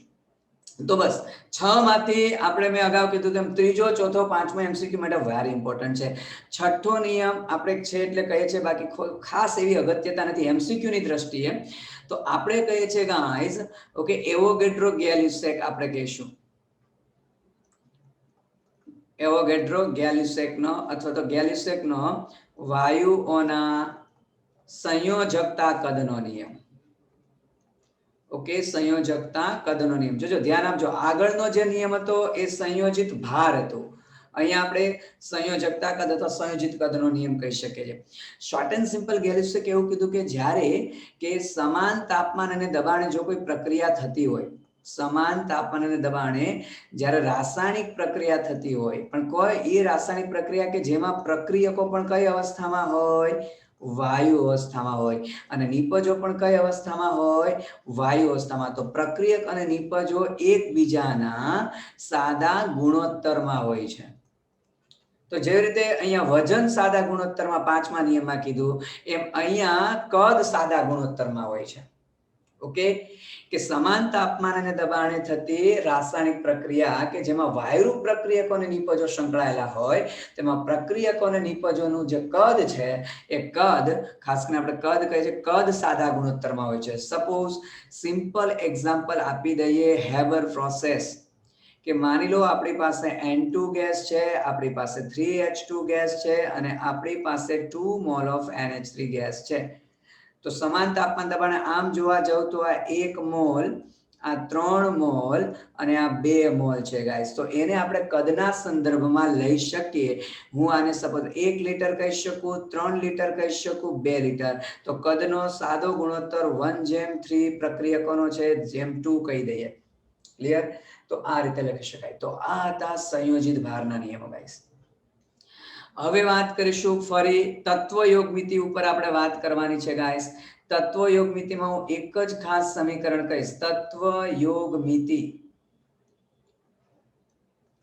તો કોઈ બી તત્વયોગમિતિના એમસીક્યુ બહુ બધા પૂછી શકાય. અણુની સંખ્યા આપેલી હોય, કદ શોધવું હોય એસટીપીએ, કદ આપેલું હોય, વજન શોધવું હોય, ગમે એટલા તત્વયોગમિતિના તમે એમસીક્યુ જોવો, જે ફોર્મ્યુલા, જે બોક્સ લખવા જઈ રહ્યો છું એની બહારનો એનો જવાબ ન હોય, એટલામાંથી આવી જાય. ટૂંકમાં જો તમને પદાર્થનો જથ્થો હોય તો પદાર્થનો જથ્થો આપણે કહીએ છીએ ગાઈસ 1 મોલ. ઓકે, પદાર્થના જથ્થાને 1 મોલ કહે છે. ગાઈસ મેં પરમાણુભાર અણુભાર અત્યારે કવર કરવાનો પ્રયત્ન નથી કર્યો, કારણ કે ખબર છે પરમાણુભાર અણુભાર શું છે. ઓકે, જો પદાર્થનો જથ્થો 1 મોલ હોય તો એનું વજન કેટલું લેશું ગાઈસ? તો વજનનું, જો પરમાણુ હશે તો પરમાણુ ભાર જેટલું વજન લેશું, જો અણુ હશે, પદાર્થ છે એ અણુ સ્વરૂપે હશે તો અણુ ભાર જેટલું લેશું ગાઈસ. ઓકે, એનું કદ કેટલું લેશું? એસટીપીએ. તો સૌથી પહેલા એસટીપી એટલે તાપમાન આપણે 273.15 અથવા સરળતા ખાતર 273 કેલ્વિન લઈએ છીએ. દબાણ આપણે 1 બાર લઈએ છીએ અને ત્યારે 1 મોલ પદાર્થનું કદ આપણે 22.4 લીટર લઈએ છીએ વાસ્તવિક વાયુ માટે. આદર્શ વાયુ માટે 22.71 લઈએ છીએ. તો કદ 1 મોલ પદાર્થનું કેટલું થશે? 22.4 લીટર થશે ગાઈસ. અને જો સંખ્યા પૂછે, ઓકે, તો હંમેશા એવોગેડ્રો નંબર મીન્સ કે 6.022 10⁻23 હોય ગાઈસ. તો મારો કહેવાનો મતલબ, આ જે મેં બોક્સ બનાવેલું છે ગાઈસ, ઓકે, કોઈ પણ તત્વયોગમિતિનો એમસીક્યુ હોય એ આ બોક્સની બહારના કન્સેપ્ટનો ન હોય. તમને બોક્સ બરાબર રીતે એપ્લાય કરતા આવડવું જોઈએ. ઓકે, અલ્ટિમેટલી હું મોલને વ્યાખ્યાયિત કરવા જાઉં છું ગાઈસ. સાદી ભાષામાં આપણે મોલ એટલે વજન ભાગ્યા અણુભાર કહીએ છીએ. મીન્સ કે જો વજન પરથી મોલ શોધવા હોય તો અણુભાર વડે, અથવા પરમાણુ હોય તો પરમાણુ ભાર વડે ભાગાકાર કરવો પડશે. જો કદ પરથી મોલ શોધવા હોય તો રકમમાં જે પણ આપેલું કદ છે, સપોઝ લીટર એકમમાં, તો એને મારે 22.4 લીટર વડે જ ભાગાકાર કરવો પડે તો મને કદ પરથી મોલ મળે. અને સંખ્યા પરથી જો મોલ શોધવા હોય તો રકમમાં આપેલી સંખ્યા ગાઈસ છેદમાં આપણે એવોગેડ્રો નંબર લેવો પડે. Okay, just example. ઓકે, કે બહુ બધા આવા ક્વેશ્ચન પૂછાઈ ચૂકેલા છે ગાઈસ, તમે જૂના પેપર જોશો તો ખ્યાલ આવશે. પણ તત્વયોગમિતિના બધા કન્સેપ્ટ આ બરજે બોક્સ પરથી સોલ્વ થઈ જાય. કે સપોઝ તમને રકમમાં પૂછેલું છે કે 6. અથવા તો 16.12 ગુણ્યા 10⁻24 N2 અણુનું વજન કેટલું? ઓકે, આ રીતનું ક્વેશ્ચન કરેલો છે. તો સિમ્પલ સંખ્યા પરથી અને વજન, તો જે બે રાશિ, રકમમાં કોઈ પણ બે રાશિ જ આપેલી હશે, જે રાશિ હોય એ રાશિ ઉપર જ આપણે ફોકસ કરવાનું ગાઈસ. ઓકે, તો એક સંખ્યા છે અને વજન છે, તો ખાલી આપણે વજન અને સંખ્યા આ બેને જ કમ્પેર કરવાની. તો બોક્સ આપણું એવું કહે છે કે 6.022 ગુણ્યા 10⁻23 જો N2 અણુ હોય તો એનું વજન N2 ના અણુભાર જેટલું એટલે 28 ગ્રામ હોય ગાઈસ. તો આપણને આપેલા અણુ તો 16.12 ગુણ્યા 10⁻24 N2 અણુ એ કેટલું? ટૂંકમાં આપેલા અણુ, આપેલા અણુ છેદમાં એવોગેડ્રો નંબર જેટલા અણુ અને એનો અણુભાર. તો સ્ટોક્યોમેટ્રીના કોઈ પણ એમસીક્યુ હશે ગાઈસ, આપણા આ બોક્સ પરથી 100% સોલ્વ થઈ જશે. એવો કોઈ એમસીક્યુ નહીં હોય કે જે આ બોક્સ પરથી સોલ્વ થાય નહીં. ક્લિયર છે? ઓકે, ચાલો સ્ટોક્યોમેટ્રી પછી વાત કરીશું ગાઈસ આપણે પ્રમાણસૂચક સૂત્ર અને અણુસૂત્ર રિલેટેડ વાત કરીશું.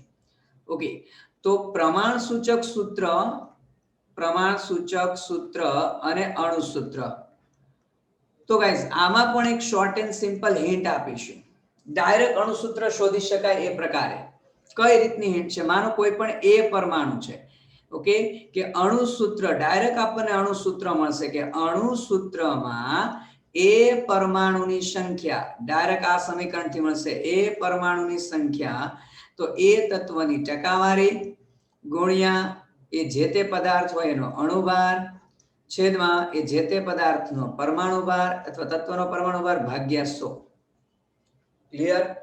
આ સૂત્ર પરથી તમને ડાયરેક્ટ અણુસૂત્રમાં રહેલા પરમાણુની સંખ્યા મળે. જ્યારે અણુસૂત્ર પ્રમાણસૂચક સૂત્ર કે અણુસૂત્ર વાળા એમસીક્યુ હોય ગાઈસ, તો સૌથી પહેલા ઓકે એક તત્વનું શોધાઈ જાય તો પહેલા ઓપ્શન ચેક કરવાના. ઘણીવાર એવું બને કે પછી પહેલા તત્વનું જે ટકાવારી સંખ્યા શોધી લીધી અણુસૂત્રમાં, તો દરેકમાં એ તત્વની સંખ્યા અલગ અલગ હોય તો આપણો જે આન્સર આવે ડાયરેક્ટ ખબર પડી જાય. મીન્સ કે બીજા કોઈ તત્વની ગણતરી કરવી ન પડે.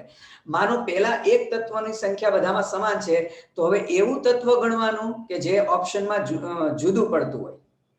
તો આ રીતે જ નહીતર આ પ્રમાણસૂચક સૂત્ર અણુસૂત્ર વાળો એમસીક્યુ આપણો ટાઈમ કન્ઝ્યુમિંગ થઈ જાય ગાઈસ પરીક્ષામાં. અને આપણે તો જેટલું ઝડપથી થાય એવું કરવાનું છે. તો પહેલું તત્વ જે શોધેલું છે એની સંખ્યા જો ફિક્સ હોય તો જે તત્વની સંખ્યા અલગ પડતી હોય અણુસૂત્રમાં બસ એ જ ડાયરેક્ટ એપ્લાય કરવાનું, એની ગણતરી કરવાની. સપોઝ હું તમને કહું, બધાને ખબર છે, ચાલો ગ્લુકોઝમાં પર્સન્ટેજ ઓફ કાર્બન 40% છે guys. Percentage of hydrogen I think 6.66 અથવા તો 67% કહીએ આપણે.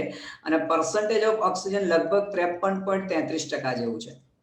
ઓકે, તો તમે અહીંયા એની જગ્યાએ કાર્બન લઈ જુઓ કે ભાઈ ગ્લુકોઝમાં કાર્બન પરમાણુની સંખ્યા શું છે. ઓકે, તો કાર્બનની ટકાવારી 40% આપે છે. અણુભાર તમને ગ્લુકોઝનો 180 આપેલો હોય છે. ઓકે, જો પ્રમાણસૂચક સૂત્ર છે અને અણુભાર નહીં આપેલો હોય ગાઈસ તો એ ગણતરી બહુ ઈઝી હશે. ઓકે, તો કાર્બનનો પરમાણુભાર 12 છે અને આ 100, તો આ ગણતરી કરવાથી તમને 6 જ આવશે. તો આપને ખબર છે ગ્લુકોઝમાં સૂત્રમાં કાર્બન 6 છે, એટલે ડાયરેક્ટ અણુસૂત્રમાં એ પરમાણુની સંખ્યા કેટલી છે એ જાણવા મળે. હવે માની લો કે તમને એવું પૂછું પ્રમાણસૂચક સૂત્ર કયું, તો સિમ્પલ આપણા આ સૂત્ર પરથી જો અણુસૂત્ર મળી ગયું તો જે કોમન નીકળતું એ કાઢી નાખો, બાકીનું બચશે તે શું કહેવાય? પ્રમાણસૂચક સૂત્ર. તો આને આપણે ગુણક સંખ્યા કહીએ છીએ. તો પ્રમાણસૂચક સૂત્ર અણુસૂત્ર વાળા અને આ થઈ ગયું પ્રમાણસૂચક સૂત્ર. એ આ રીતથી જ આપણે શોર્ટકટ રીતે કરી શકીએ. બાકી ઓલું તમે જે ટેબલ બનાવો છો ને આખો ન્યુમેરિકલ કરવા જાવ તો જો કે બને ત્યાં સુધી નીટમાં એવા આવતા નથી, પણ બાય ચાન્સ આવી જાય તો ટાઈમ કન્ઝ્યુમિંગ થઈ જાય. એની કરતાં ડાયરેક્ટ આ ફોર્મ્યુલા ઉપયોગ કરીને તમે ડાયરેક્ટ અણુસૂત્રમાં રહેલા પરમાણુની સંખ્યા ગણી શકો. તમે આ જ રીતે ગ્લુકોઝના આ સૂત્રમાં હાઇડ્રોજન અને ઓક્સિજન માટે ચેક કરવું હોય તો કરી લેજો. પછી એક્ઝેક્ટ 12 અથવા તો 11.98 એવું સમથિંગ આવી જશે સેમ ટુ સેમ ઓક્સિજન માટે.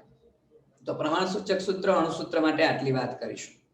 ઓકે ગાઈસ, હવે જે વાત કરવાની છે તે આપણે ટોપિક છે સાંદ્રતા. સાંદ્રતા વેરી વેરી ઇમ્પોર્ટન્ટ. અને સાંદ્રતા ટોપિક એવો છે ગાઈસ કે જે તમને 12મા ધોરણના દ્રાવણો ચેપ્ટરમાં પણ બહુ કામ લાગવાનો છે. તો ઓલ ઓવર સાંદ્રતા જુદા જુદા એકમમાં આપણે રિપ્રેઝન્ટ કરી દઈએ છીએ. તો હું સ્ટેપ બાય સ્ટેપ, જો સૂત્રો આવડે તો વ્યાખ્યા બધી આવડે. તમને જનરલી વ્યાખ્યા પ્રતિ સ્ટુડન્ટને સૂત્ર બનાવતા નથી આવડતું. સૂત્રો આવડવા જોઈએ. ચાલો હજુ વ્યાખ્યા ભૂલી જાઓ, એમસીક્યુ માટે સૂત્ર આવડવા જોઈએ. વ્યાખ્યા આવડવી જોઈએ નો ડાઉટ, પણ કદાચ ગણતરી માટે સૂત્રો પરફેક્ટ તમારા દિમાગમાં રહેવા જોઈએ. તો સાંદ્રતા એટલે આપણે કહીએ છીએ કે એકમ કદના દ્રાવણમાં, જોજો હું દ્રાવણ શબ્દ લખું છું ત્યારે મેં કદ યુઝ કરેલું છે. એકમ કદના દ્રાવણમાં અથવા તો એવું કહી શકાય એકમ વજનના દ્રાવકમાં. એકમ વજન, જો દ્રાવક અને ત્યારે મેં વજન શબ્દ યુઝ કરેલો છે કારણ કે મોલા લીટીમાં દ્રાવક હોય ત્યારે વજનનો યુઝ કરીએ છીએ. તો એકમ કદના દ્રાવણમાં અથવા એકમ વજનના દ્રાવકમાં ઓગાળેલા દ્રાવ્ય પદાર્થના જથ્થાને દ્રાવ્ય પદાર્થના જથ્થાને આપણે શું કહીએ છીએ ગાઈસ? સાંદ્રતા કહીએ છીએ. તો સૌથી પહેલા મોલારિટી એટલે ઓલ ઓવર એવું કહે છે ગાઈસ મોલ પર લિટર, અથવા ઘણી વખત આપણે શોર્ટ એન્ડ સિમ્પલ કહીએ તો મિલીમોલ પર મિલીલીટર કહીએ છીએ. તો ગાઈસ હું વ્યાખ્યા લખીશ નહીં, સમય બગડશે, ખાલી સૂત્ર પરથી વ્યાખ્યા એટલે તમને કહી દેશું કે આનો મતલબ જો 1 લિટર દ્રાવણમાં પદાર્થનો 1 મોલ જથ્થો એટલે કે અણુભાર જેટલો જથ્થો ઓગાળેલો હોય તેને આપણે 1 મોલર કહીએ છીએ. ક્લિયર? તો વ્યાખ્યા આ રીતે ખાલી હું બનાવીને કહી દઈશ, લખવામાં સમય વધારે જશે ગાઈસ. તો 1 લિટર દ્રાવણમાં પદાર્થનો 1 મોલ જથ્થો એટલે અણુભાર જેટલો જથ્થો ઓગાળે તો એને આપણે 1 મોલ કહીએ, મોલર કહીએ છીએ. બીજું ગાઈસ મોલારિટી આપણે કહે છે મોલ એટલે તો વજન ભાગ્યા અણુભાર.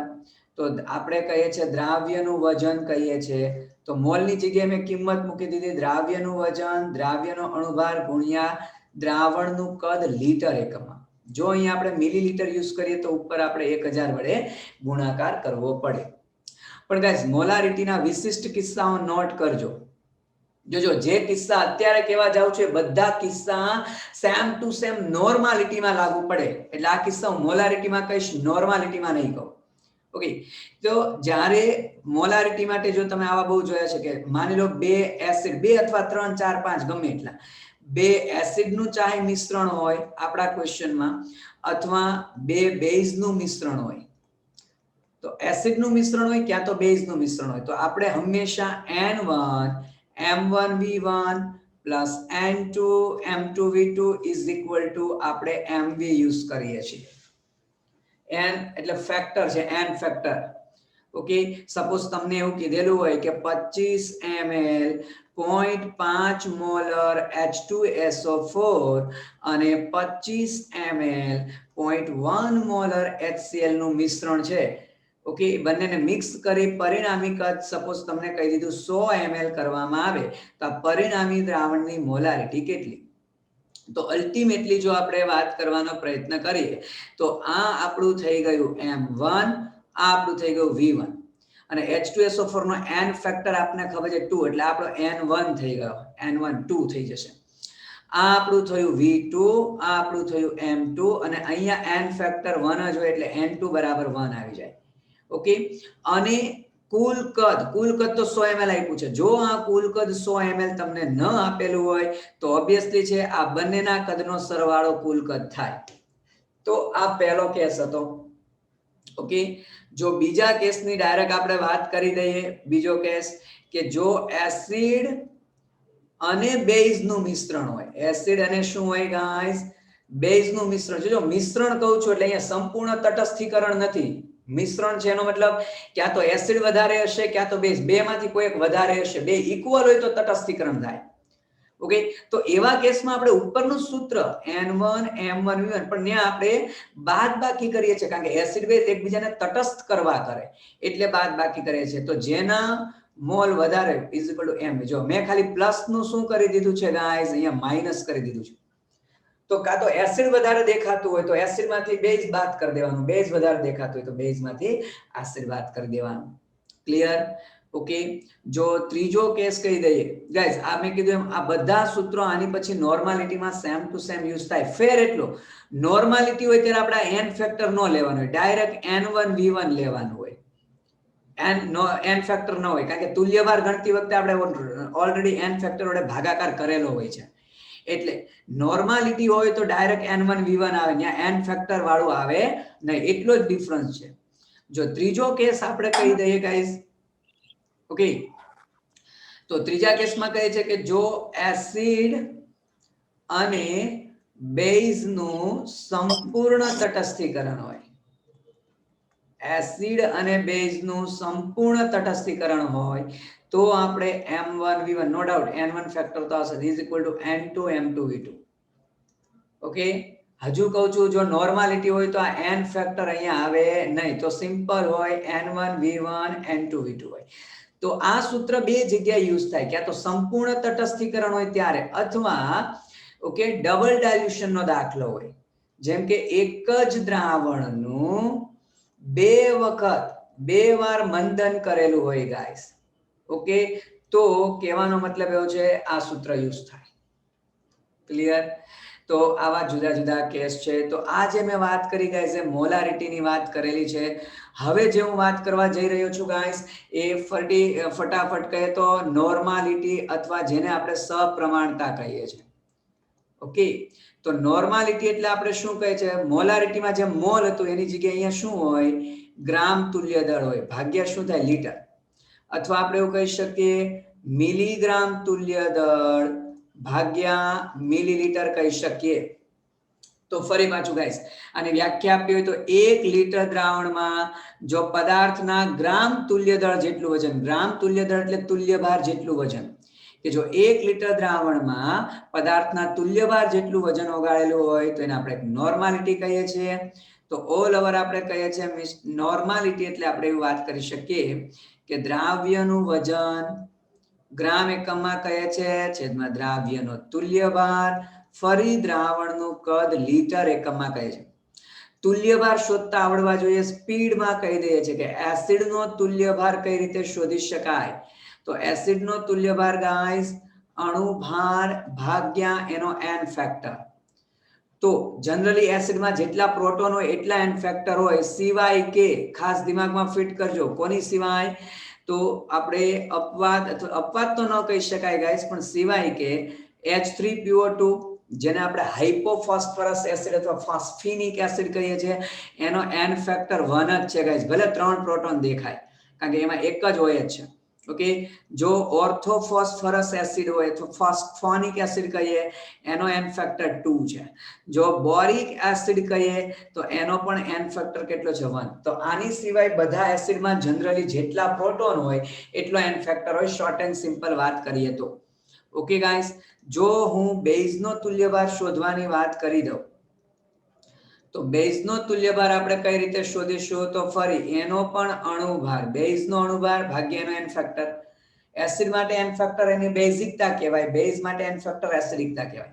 તો એમાં બહુ સારું છે, જેટલા OH હોય બેઝમાં એટલો જ એનો n ફેક્ટર કહેવાય, કે OH ની સંખ્યા જેટલો આપણે શું કહે છે જનરલી n ફેક્ટર કહીએ છીએ. જો ક્ષાર હોય દોસ્તો તો ક્ષારનો તુલ્યભાર આપણે કઈ રીતે મીન્સ કે ફરીથી અણુભાર ભાગ્યા n થાય, પણ એમાં n ફેક્ટર એટલે શોર્ટ એન્ડ સિમ્પલ યાદ રાખો કુલ ધન વીજભાર. નો ડાઉટ ઋણ વીજભાર પણ લખી શકો તમે, કઈ ગલત નથી. જે ક્ષારમાં જેટલો ધન વીજભાર હોય એટલો જ ઋણ હોય.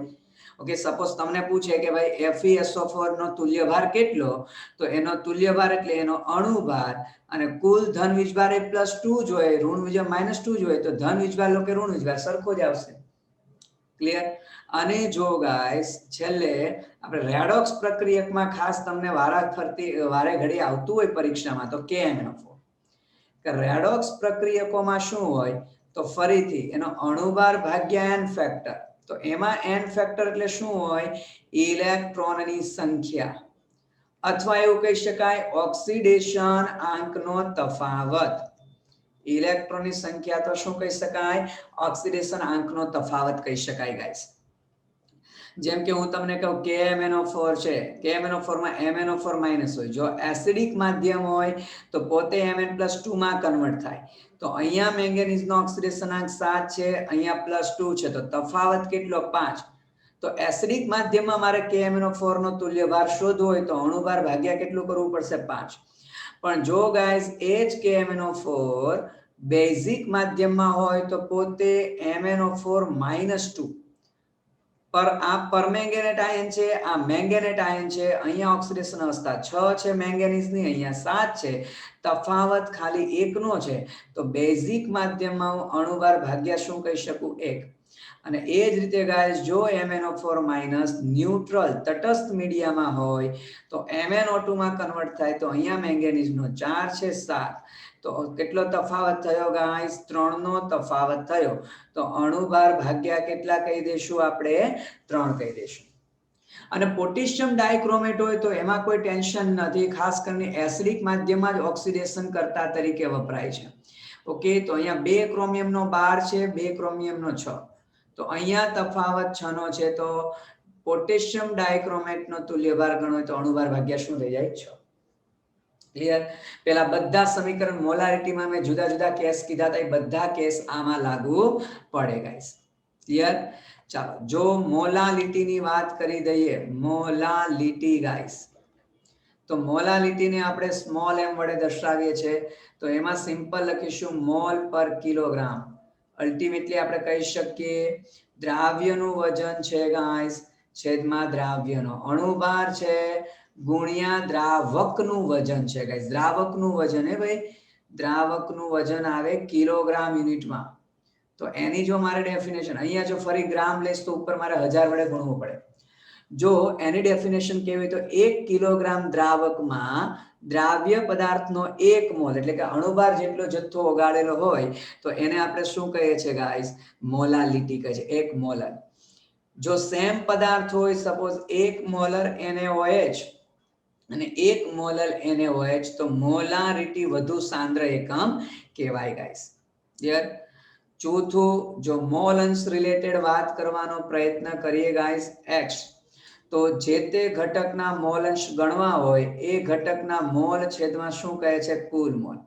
સપોઝ જનરલી પહેલો ઘટક દ્રાવક માટે યુઝ થાય સિમ્બોલ અને 2 છે તે દ્રાવ્ય માટે યુઝ થાય. એટલે હવે જ્યારે હું 1 લખું તો સમજી જવાનું દ્રાવકની વાત કરું છું અને 2 લખું તો સમજી જવાનું હું દ્રાવ્યની વાત કરું છું.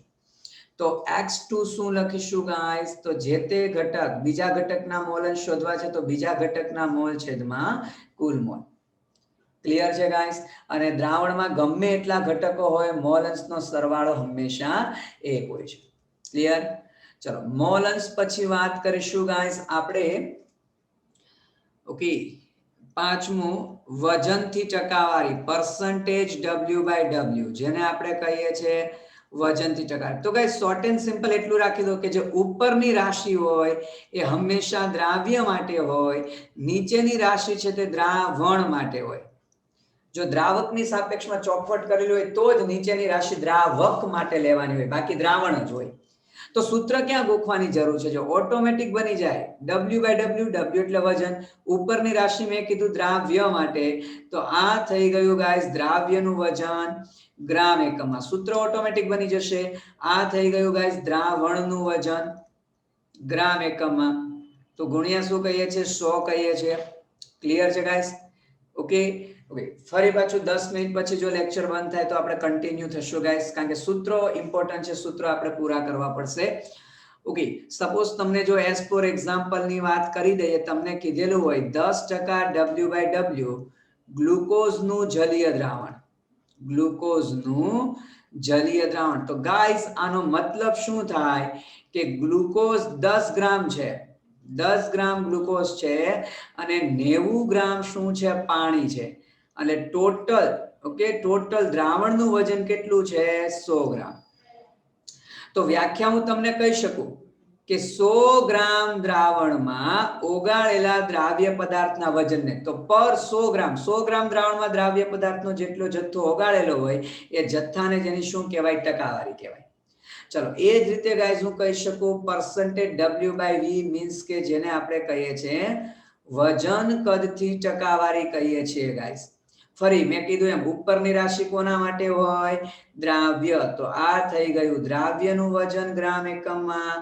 ઓકે, નીચેની રાશિ દ્રાવણ માટે હોય તો થઈ ગયું દ્રાવણનું કદ. તો મેં ખાલી જો ઉપરમાં એક જ ચેન્જ કર્યો, અહીંયા જે ગ્રામ હતું વજન એનું મેં કદ કરી નાખ્યું. એમ ટકાવારી છે તો ગુણાકાર 100 હોય જ. જો એનું એક્ઝામ્પલ વાત કરી દઈએ, 5% W/V સપોઝ યુરિયાનું જલીય દ્રાવણ કીધું હોય આપણને, તો એનો મતલબ શું થશે ગાઈસ કે 5 ગ્રામ યુરિયા છે. ઓકે, એક્ઝેક્ટલી ન થાય પણ એવું લઈ શકાય સરળતા ખાતર 95 ml પાણી હોય એટલે ટોટલ કેટલું થવું જોઈએ? 100 ml. હવે દ્રાવણનું કદ છે તો આની વ્યાખ્યા હું આપી શકું કે 100 ml દ્રાવણમાં ઓગાળેલા દ્રાવ્ય પદાર્થના વજનને એની વજન કદથી ટકાવારી કહી શકું. હવે હું વાત કરીશ ગાઈસ કદથી ટકાવારી. કેની વાત કરીએ છીએ? કદથી. ફરી ઉપરની રાશિ દ્રાવ્ય માટે તો સૂત્ર બની ગયું દ્રાવ્યનું કદ ml એકમમાં છેદમાં દ્રાવણનું કદ ml એકમમાં અને ટકાવારી એટલે ગુણ્યા 100. તો આઈ થિંક હવે તમને એનું એક્ઝામ્પલ સમજાઈ જશે. Guys same to same ppm ની વાત કરી દઈએ. ppm ખાસ કરીને અતિ મંદ દ્રાવણ માટે યુઝ થાય, પાર્ટ્સ પર મિલિયન. અતિ મંદ દ્રાવણ એનો મતલબ કે જ્યારે દ્રાવ્યનો જથ્થો કેવો હોય, ખૂબ ઓછો. દ્રાવ્યનો જથ્થો ખૂબ જ ઓછો હોય ગાઈસ, ત્યારે આપણે ppm એકમ યુઝ કરીએ છીએ. એઝ ફોર એક્ઝામ્પલ કહી દઈએ ગાઈસ કે જેમ કે દરિયાના પાણીમાં આપણે ઓક્સિજનનું પ્રમાણ માપવું હોય તો ppm માં મપાય. ઓકે, પાણીના પ્રદૂષકનું પ્રમાણ, ઓકે, બાયોલોજીમાં ભણેલા છો, પાણીમાં પ્રદૂષક જનરલી DO, BOD, COD માપો છો, ppm એકમમાં માપો છો. હવાના પ્રદૂષકનું પ્રમાણ ppm એકમમાં મપાય. તો ગાઈસ ppm ખૂબ ઇમ્પોર્ટન્ટ, જરા વ્યવસ્થિત ધ્યાન આપી દેજો. સૂત્રો ઉપરથી ઉપરની રાશિ દ્રાવ્ય માટે, નીચેની રાશિ દ્રાવણ માટે દિમાગમાં ફિટ કરી દો. તો ppm પણ ટકાવારીની માફક 3 પ્રકારના હોય. એક આપણે કહેશું વજનથી ppm, જેટલા કન્સેપ્ટ કહો એટલા દિમાગમાં ફિટ કરો. વજનથી ppm માં શોર્ટ એન્ડ સિમ્પલ યાદ રાખો, મિલીગ્રામ પર કિલોગ્રામ. ઓકે, બીજું છે ગાઈસ વજન કદથી ppm. વજન કદથી ppm એમાં એટલું જ યાદ રાખો, મિલીગ્રામ પર લીટર. અને એક છે કદથી ppm, જે તમને કામ નહીં લાગે, તેના ઉપર ડિસ્કસ નહીં કરીએ. તો વ્યાખ્યા બની ગઈ. વજનથી ppm એટલે વ્યાખ્યા જો મેં કીધું, ઉપરની રાશિ દ્રાવ્ય માટે, નીચેની રાશિ દ્રાવણ માટે, કે 1 કિલોગ્રામ દ્રાવણમાં જો દ્રાવ્ય પદાર્થનો મિલીગ્રામમાં જથ્થો ઓગાળેલો હોય તો એને આપણે વજનથી ppm કહીએ. સેમ ટુ સેમ, જો 1 લીટર દ્રાવણમાં જો દ્રાવ્ય પદાર્થનો મિલીગ્રામમાં જથ્થો ઓગાળેલો હોય તો એને આપણે શું કહીએ છીએ ગાઈસ? વજન કદથી ppm કહીએ છીએ. નો ડાઉટ ગાઈસ, હું આને સમજાવી શકું કે જો હું દ્રાવ્યનું વજન મિલીગ્રામ એકમમાં લઉં છું, ઓકે, દ્રાવણનું વજન લઉં છું ગાઈસ હું કિલોગ્રામ એકમમાં. બાય ચાન્સ મિલીગ્રામની જગ્યાએ રકમમાં ગ્રામ આપેલા હોય બંને, દ્રાવ્ય દ્રાવણનું, તો મારે 10⁶ કરવું પડે. સેમ ટુ સેમ અહીંયા જો વજન કદથીમાં કઈ આપણે લખેલું છે દ્રાવ્યનું વજન મિલીગ્રામ એકમમાં ગાઈસ. ઓકે, દ્રાવણનું કદ કહીએ છીએ ગાઈસ આપણે લીટર એકમમાં, પણ ફરી રકમમાં મિલીગ્રામના કદાચ ગ્રામ હોય, લીટરના ml હોય, તમારે 10⁶ વડે કન્વર્ટ કરવું પડે, કારણ કે ગ્રામને મિલીગ્રામમાં કન્વર્ટ કરવો પડે, લીટરને મિલીલીટરમાં કન્વર્ટ કરવો પડે. ક્લિયર? તો આ જે મેં વાત કરેલી છે, કોના વિશે વાત કરી છે? ppm વિશે મેં વાત કરેલી છે. અને જો સાંદ્રતાનો લાસ્ટ યુનિટ કહીએ પછી આપણે ખાલી સંબંધ કહેવાના રહેશે ગાઈસ. સાંદ્રતાનો જો લાસ્ટ યુનિટની વાત કરી દઈએ, ફોર્માલિટી, જે આગળ જરા કહેવાનું આપણે રહી ગયું, તો આ 9મો યુનિટ છે ભાઈ, ફોર્માલિટી. ઓકે, તો એને ફોર્માલિટી જ ગુજરાતીમાં કહીએ છીએ. ખાસ કરીને ફોર્માલિટી ગાઈસ ફાર્માસ્યુટિકલ ઇન્ડસ્ટ્રી એટલે કે મેડિકલ ક્ષેત્રે બહુ બધો યુઝ થાય છે. સેમ ટુ સેમ ppm એકમ પણ, સોરી ppm નહીં પણ આપણે વજન કદથી કહે છે. આ 6થો યુનિટ પણ મેડિકલ ક્ષેત્રે ઘણો બધો યુઝ થાય. તો જેવું મોલારિટી નોર્માલિટી હતું એવું જ ફોર્માલિટીનો મતલબ એવું થાય ગ્રામ સૂત્રદળ થાય. શું થાય? ગ્રામ સૂત્રદળ ભાગ્યા લીટર. એનો મતલબ ગ્રામ સૂત્રદળ એટલે પદાર્થનું વજન એના પ્રમાણ સૂચક સૂત્ર ભાર જેટલું. ખાસ કરીને આયોનિક ઘન પદાર્થ માટે આ યુનિટ બેસ્ટમાં બેસ્ટ છે. તો વ્યાખ્યા શું કહી શકાય કે 1 લીટર દ્રાવણમાં જો દ્રાવ્ય પદાર્થનો 1 ગ્રામ સૂત્રભાર એટલે કે સૂત્રભાર જેટલું વજન ઓગાળેલું હોય તો એને એક ફોર્મલ દ્રાવણ કહેવાય ગાઈસ. ઓકે, મિલીગ્રામ સૂત્રદળ પર મિલીલીટર પણ લખી શકાય. ઓકે, ગ્રામ સૂત્રદળનો મતલબ શું થશે? ઓકે, તો વજન છેદમાં સૂત્રભાર. જેવી રીતે મોલનો મતલબ થાય વજન ભાગ્યા અણુભાર, ગ્રામ તુલ્યદળનો મતલબ થાય વજન ભાગ્યા તુલ્યભાર, એમ ગ્રામ સૂત્રદળનો મતલબ થાય વજન ભાગ્યા સૂત્રભાર. તો ઓલ ઓવર આટલા યુનિટ્સ આપણે સાંદ્રતાના ભણેલા છે, લગભગ કોઈ યુનિટ રહી જતો નથી. તો એ પહેલા ફટાફટ થોડોક એક MCQ ટાઈપ કહી દઈએ ગાઈસ. ઓકે, ઓલ ઓવર આપણે મોલારિટી વિશે વાત કરી, નોર્માલિટી વિશે વાત કરી, મોલાલિટી વિશે વાત કરી, મોલ અંશ વિશે વાત કરી, પરસન્ટેજ W/W વિશે વાત કરી, પરસન્ટેજ W/V વિશે વાત કરી, પરસન્ટેજ V/V વિશે વાત કરી, વજનથી ppm વિશે વાત કરી દીધી આપણે, વજન કદથી ppm વિશે વાત કરી દીધી, કદથી ppm વિશે વાત કરી દીધી ગાઈસ, અને છેલ્લે ફોર્માલિટી. તો ગાઈસ મેં બે ભાગમાં એટલા માટે લખેલા છે, ઓકે, કે આ બધા એકમ એવા છે કે જે કદ પર આધારિત છે, કે દરેકના સૂત્રમાં કદ આવે છે. તો કદ પર આધારિત એકમો છે, કદ બધાને ખબર છે તાપમાન પર આધાર રાખે, એટલે આ દરેકે દરેક યુનિટ તાપમાન આધારિત એકમો છે. તાપમાન બદલાય એમ એકમો બદલાય. જ્યારે આ દરેકે દરેક છે તે વજન આધારિત એકમો છે ગાઈસ, અને વજન છે તે તાપમાન પર આધાર રાખતું નથી, એટલે આ કોઈ તાપમાન પર આધાર રાખશે નહીં. ગાઈસ દરેક એકમનું એકબીજામાં તમને રૂપાંતરણ ખ્યાલ રહેવું જોઈએ. એક એકમનું બીજા એકમમાં કન્વર્ઝનના સૂત્રો આવડવા જોઈએ. ઓકે, તો 2 મિનિટ જેવો સમય છે અને જેટલા સૂત્રો લખાય એટલા લખવાનો પ્રયત્ન કરીએ ગાઈસ. તો સૌથી પહેલા મોલારિટી અને નોર્માલિટી વચ્ચેના સંબંધની જો વાત કરી દઈએ તો ઇમ્પોર્ટન્ટ સૂત્ર છે, મેં અગાઉ કીધું સાંદ્રતાવાળા એમસીક્યુ બહુ જોયા છે, આટલા સૂત્રમાંથી જ એમસીક્યુ આવે છે. તો નોર્માલિટી એટલે મોલારિટી ગુણ્યા n ફેક્ટર કહીએ છીએ. જો ગાઈઝ મોલારિટી અને મોલાલિટી વચ્ચેના સંબંધની વાત કરવાનો પ્રયત્ન કરીએ, દરેક સૂત્ર તારવી શકાય છે, નો ડાઉટ. તો molality is equal to 1000 molarity, 1000 density દ્રાવણની ઘનતા છે, મોલારિટી અને M2. ગાઈઝ મેં કીધું 2 એટલે દ્રાવ્ય માટે વપરાય. એકવાર ફટાફટ સ્પીડમાં દરેક પદો કહી દે. આ મોલાલિટી સૂચવે છે આપણા સૂત્રમાં, કેપિટલ M છે તે મોલારિટી સૂચવે છે. ઓકે, ડી છે ગાઈઝ તે દ્રાવણની ઘનતા સૂચવે છે, દ્રાવણની ઘનતા. ઓકે, કોણ છે ભાઈ હજી M2, કેપિટલ M2 શું સૂચવે છે ગાઈઝ, તો કે દ્રાવ્યનો અણુભાર સૂચવે છે. તો ગાઈઝ 1 મિનિટ કરતા પણ ઓછો સમય બાકી છે આ સ્લાઇડ પૂરી થવામાં. ઓકે, ફરી પાછા કન્ટિન્યુ થશું. ઓકે, એક બે વાત કહેવાની રહી જશે એટલા માટે. ત્રીજો રિલેશન જો આપણે કહેવાનો પ્રયત્ન કરીએ તો મોલાલિટી અને મોલ અંશ વચ્ચેનો સંબંધ. તો આ પણ તમને રાઉલ્ટના નિયમ વખતે બહુ કામ લાગવાનું છે. તો મોલાલિટીનો મતલબ થાય 1000x2 1 - x2 * m1. પણ જો ગાઈસ 1000x2 ના x2 જ રાખી દઈએ આપણે. ઓકે, 1 - x2 એટલે x1 લખાય m1. તો ફરી પાછું આ મોલાલિટી છે 2 ઘટક દ્રાવ્ય માટે વપરાય, એટલે દ્રાવ્યના મોલ અંશ છે, આ દ્રાવકના મોલ અંશ છે, આ દ્રાવકનો અણુભાર. જોજો આગળના સૂત્રમાં અહીંયા દ્રાવ્યનો અણુભાર હતો, આ સૂત્રમાં દ્રાવકનો અણુભાર છે, ભૂલ કરતા નહીં.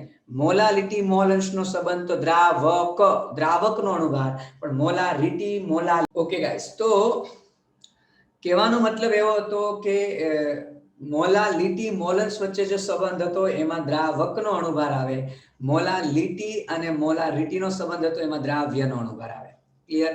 જો નેક્સ્ટ રિલેશન આપણે વાત કરવાનો પ્રયત્ન કરીએ તો એ છે molarity is equal two percentage W/V. Okay, એટલે મોલારિટી અને W/V વચ્ચેનો સંબંધ છે, ઇન્ટુ 10 છેદમાં આપણે શું કરી શકીએ, અણુભાર, દ્રાવ્યનો અણુભાર. જો આ સૂત્રમાં વજનથી ટકાવારી યુઝ કરવી હોય તો મારે દ્રાવણની ઘનતા વડે ગુણાકાર કરવો પડે. તો ડી છે એ ગાઈસ દ્રાવણની ઘનતા છે, અને અહીંયા પણ શું વાત કરીશું આપણે, અણુભાર. આ જ રીતે સેમ નોર્માલિટી લખી શકાય, ફક્ત બધે જ્યાં અણુભાર છે ત્યાં હું શું લખીશ ગાઈસ, તુલ્યભાર. તો આ મેં લખી દીધો છે તુલ્યભાર. તો ફરી W/W કરીએ, દ્રાવણની ઘનતા કરીએ, અહીંયા હું લખી દઈશ તુલ્યભાર. અને એ જ રીતે ગાઈસ ફોર્માલિટી માટે પણ કહી શકાય કે percentage W/V into 10, તો અહીંયા મારે લેવું પડે સૂત્રભાર, અને percentage W/W into D into 10 अपन શું આવશે, સૂત્રભાર આવશે. ઓકે, તો આ આપણે રિલેશનની વાત કરી. પણ ગાઈઝ હજી એક બે વસ્તુ જે અગત્યની છે, જે કેવી છે, એમસીક્યુ માં બહુ કામ લાગે છે ગાઈઝ. એક વસ્તુ આ છે કે 1 ગ્રામ હાઇડ્રોજન 8 ગ્રામ ઓક્સિજન 35.5 ગ્રામ ક્લોરીન, ઓકે, અને એટલે કહી શકાય 80 ગ્રામ બ્રોમિન, 80 ગ્રામ બ્રોમિન એટલે બ્રોમાઇડ આયન ટૂંકમાં, ચલો બ્રોમિન જ કહીએ, 17 ગ્રામ OH માઇનસ. તો સાથે જોડાતા જે તે પદાર્થના વજનને તે પદાર્થનો શું કહેવાય, તુલ્યભાર. કઈ રીતના એમસીક્યુ આવશે, જસ્ટ હું એક એક્ઝામ્પલ આપી દઉં ગાઈસ કે આ સૂત્રનો કઈ રીતે ઉપયોગ કરવો, પરીક્ષામાં. તો સપોઝ આવો ક્વેશ્ચન બહુ ફેમસ છે કે કોઈ એક ધાત્વિક ઓક્સાઇડ છે, એ ધાત્વીય ઓક્સાઇડમાં ધાતુ 60% છે. ઓકે, તો ધાતુનો તુલ્ય ભાર કેટલો, અથવા ઘણીવાર પૂછે પરમાણુ ભાર કેટલો. તો આવી રીતે ધાત્વિક ક્લોરાઇડ પણ પૂછી શકે, ધાત્વિક બ્રોમાઇડ પણ પૂછી શકે, એ હાઇડ્રોક્સાઇડ ફોર્મમાં પણ પૂછી શકે. તો ગાઈસ ઓબ્વિયસલી છે, ઓકે, એનો મતલબ એવો થાય કે ટોટલ ધાત્વિક ઓક્સાઇડ 100 ગ્રામ છે, એમાં 60 ગ્રામ આપણી ધાતુ છે, તો 40 ગ્રામ કેટલી હોય ઓક્સિજન. તો શું સ્ટેપ મૂકી શકું, મારે તો ઓક્સિજન માટે 8 ગ્રામ લેવાના છે, તો તુલ્યભાર માટે હું મૂકી શકું કે જો 40 ગ્રામ ઓક્સિજન હોય ત્યારે 60 ગ્રામ ધાતુ હોય, તો મેં જો ઓક્સિજનનું તુલ્યભાર જેટલું વજન લઉં છું 8 ગ્રામ, આપણે કીધું ને 8 ગ્રામ ઓક્સિજન સાથે પદાર્થનું જે વજન જોડાય ને એ પદાર્થનો તુલ્યભાર કહેવાય. તો 8 ગ્રામ ઓક્સિજન સાથે કેટલું વજન જોડાશે, 8 ગુણ્યા 60 ભાગ્યા 40. ઓકે, તો 6 દૂને 12, તો એ ધાતુનો તુલ્યભાર કેટલો હશે, 12 ગ્રામ પર તુલ્ય દળ. તો આવા કન્સેપ્ટ, તો આવી રીતે ક્લોરાઇડ પૂછી શકે, હાઇડ્રોક્સાઇડ પૂછી શકે. તુલ્યભાર શોધવા માટે આવું સૂત્ર પણ કામ લાગશે કે માની લો કોઈ પદાર્થ ઓક્સાઇડ આપેલો છે, એને આપણે પદાર્થ 1 કહી દઈએ, પદાર્થ 1 નું વજન છેદમાં આપણે કહી દઈએ પદાર્થ 2, સપોઝ હાઇડ્રોક્સાઇડ ફોર્મમાં હોય તો પદાર્થ 2 નું વજન. તો આપણે એવું કહી શકીએ ઓક્સાઇડ ફોર્મમાં છે એટલે જે તે ધાતુનો તુલ્યભાર E પ્લસ ઓક્સાઇડ હોય તો ઓક્સિજનનો તુલ્યભાર 8, ફરી જે તે ધાતુનો તુલ્યભાર E, હાઇડ્રોક્સાઇડ હોય તો OH નો તુલ્યભાર આપણે કેટલો કીધો છે, 17. ઓકે, OH નો તુલ્યભાર કેટલો કહે છે ગાઈસ, 17. ઓક્સિજનનો 16, હાઇડ્રોજનનો 1, વીજભાર 1 જ છે. તો તુલ્યભાર શોધવા બીજું કયું સૂત્ર કામ લાગશે ગાઈસ, એક આપણે ડ્યુલોગ-પેટિટ્સ લો જેને આપણે કહીએ છીએ. ઓકે, ડ્યુલોગ અને પેટિટનો નિયમ, પેટિટ્સ લો, પેટિટનો નિયમ, જે આપણે એવું કહી શકીએ છીએ કે ભાઈ પરમાણુ ભાર અથવા તો અણુ ભાર ગુણ્યા વિશિષ્ટ ઘનતા, એને આપણે કહીએ છીએ ઇઝ ઇક્વલ ટુ 6.4. આ પણ તારવણી છે, પણ ખાલી અત્યારે ફોર્મ્યુલા રિલેટેડ જ વાત કરીશું ગાઈસ. તો આ સૂત્ર પણ કામ લાગશે. એક હજુ આ પણ કામ લાગશે કે અણુભાર ઇઝ ઇક્વલ ટુ 2 ગુણ્યા શું આવશે, બાષ્પ ઘનતા. ઓકે, બાષ્પ ઘનતા, તો આ સૂત્ર પણ તમને ઘણું ખરું કામ લાગવાનું છે ગાઈસ. એક હજુ વાત કરી દઈએ સરેરાશ પરમાણ્વીય દળ. આવા ગણતરી વાળા એમસીક્યુ આવી ચૂકેલા છે, તો સરેરાશ પરમાણ્વીય દળ માટે શું કરીશું, આપણે આવી રીતે વાત કરીશું કે suppose Z1M1 plus Z2M2 upon Z1 plus Z2. Guys Z શું છે, તો જે તે તત્વ અથવા સમસ્થાનિકનો પૃથ્વીના પોપડામાંથી મળી આવતો જથ્થો, પોપડામાંથી મળી આવતો, ઇન શોર્ટ એની ટકાવારી, કે કેટલો જથ્થો એનો મળી આવે છે, એની ટકાવારી, બરોબર છે. અને એમ શું દર્શાવે છે, પરમાણુ ભાર. સપોઝ એક એક્ઝામ્પલ આપવાનો પ્રયત્ન કરીએ કે એવું પૂછેલું છે, માની લો કે ક્લોરીન 1 છે 35.5 અને એક ક્લોરીન આપણને ખબર, સોરી 35 છે સમસ્થાનિક, 35.5 નહીં, તો એનો એવરેજ પરમાણુય દળ કહેવાય. એક છે ક્લોરીન 37, હવે 37. હવે કદાચ એવું માની લો તમને એવું કીધું કે જે ક્લોરીન 35 છે એ પૃથ્વીના પોપડામાંથી સપોઝ 82.17% માં મળે છે, અને આ છે તે બાકીનો જથ્થો આપેલો 100 માંથી બાદ કરીએ પ્રમાણે રાઉન્ડ અબાઉટ 17.87%. તો ક્લોરીનનું સરેરાશ પરમાણુય દળ શું, તો આ થયું આપણું Z1, આ થયું Z2, આ થયું આપણું M1, આ થયું M2. તો આ સૂત્રમાં કિંમત મૂકીને આપણે ગણી શકીએ ગાઈસ. આ ઉપરાંત હજી વચ્ચે આપણે એક લાસ્ટ ટોપિક હવે આ ચેપ્ટરનું ડિસ્કસ કરી લઈએ, જે છે મર્યાદિત પ્રક્રિયક, અને પછી ઓકે 7 થી 7:15 વચ્ચે ફિઝિક્સનો લેક્ચર ચાલુ થશે, ત્યારે તેની લિંક શેર કરવામાં આવશે. તો એક લાસ્ટ ટોપિક ડિસ્કસ કરી લઈએ કે ગાઈસ મર્યાદિત અને વધારાનો પ્રક્રિયક, મર્યાદિત અને વધારાનો પ્રક્રિયક. તો મેઇન ટોપિક કવર કરવાનો પ્રયત્ન કરેલો છે ગાઈસ. ઓકે, મોસ્ટ ઓફ આ ટોપિક રિવિઝન કરી જાઓ, એમસીક્યુ સોલ્વ થઈ જશે. ઓકે, તો મર્યાદિત અને વધારાનો પ્રક્રિયક, ફરી સપોઝ હું હેબર પ્રોસેસનું ઉદાહરણ લઉં, 1 mall of nitrogen gas, 3 mall of hydrogen gas, it gives 2 mall of NH3 gas. તો સ્ટોઇકિયોમેટ્રી એવું કહે છે કે આ સમીકરણ માટે 1 મોલ નાઇટ્રોજન હોવો જોઈએ, 3 મોલ હાઇડ્રોજન હોવો જોઈએ અને 2 મોલ એમોનિયા હોવો જોઈએ.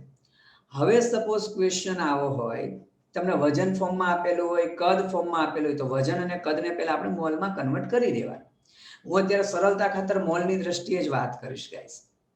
અથવા તો ચાલો કહીએ કે 56 ગ્રામ વજન કહી દીધું છે અમે. 56 ગ્રામ નાઇટ્રોજન એ 12 ગ્રામ હાઇડ્રોજન સાથે પ્રક્રિયા કરે તો ઉત્પન્ન થતા એમોનિયાનું વજન કેટલું, અથવા એમોનિયાનું એસટીપી કદ પૂછી શકે, અથવા એમોનિયાના મોલ પૂછી શકે, કોઈ બી પૂછી શકે. પણ શોર્ટ એન્ડ સિમ્પલ એક કન્સેપ્ટ દિમાગમાં રાખી દઈએ ગાઈસ કે નીપજનો જથ્થો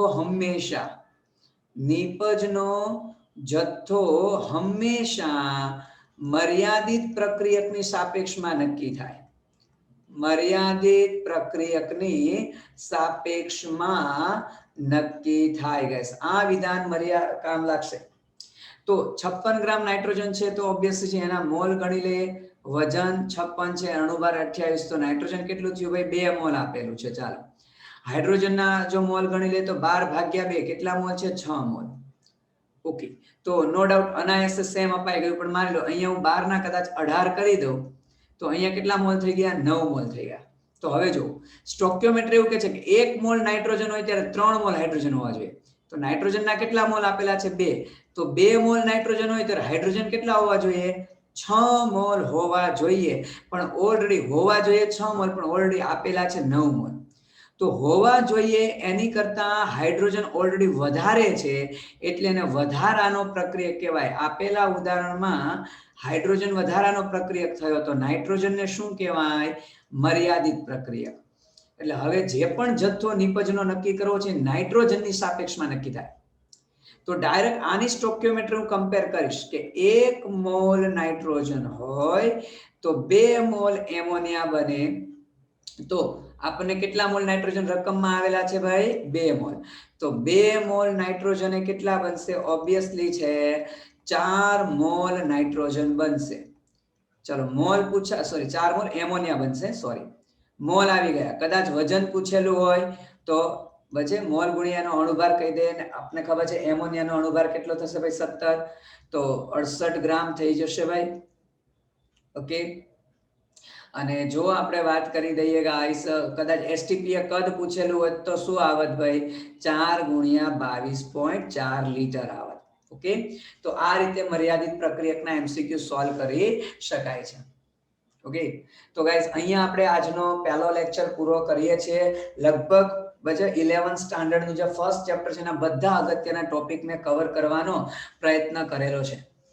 ઓકે, તો આ ટોપિકનું રિવાઇઝ ફરીથી કરી આજને આજ આ ચેપ્ટરના એમસીક્યુ સોલ્વ થઈ જાય એવો પ્રયત્ન કરજો. ઓકે, અહીંયા આપણો લેક્ચર સ્ટોપ કરીએ છીએ ગાઈસ. અને બીજી વસ્તુ 7 થી 7:15 વચ્ચે ઓકે ફિઝિક્સના લેક્ચરની લિંક મુકાશે, ત્યાં સુધી ફ્રેશ થઈ જાઓ. ઓકે, તો સ્ટોપ કરીએ છીએ ગાઈસ લેક્ચર આપણો. નેક્સ્ટ લેક્ચર માટે કાલે મળીશું સેકન્ડ ચેપ્ટર એટોમિક સ્ટ્રક્ચર માટે. Okay, have a good day guys.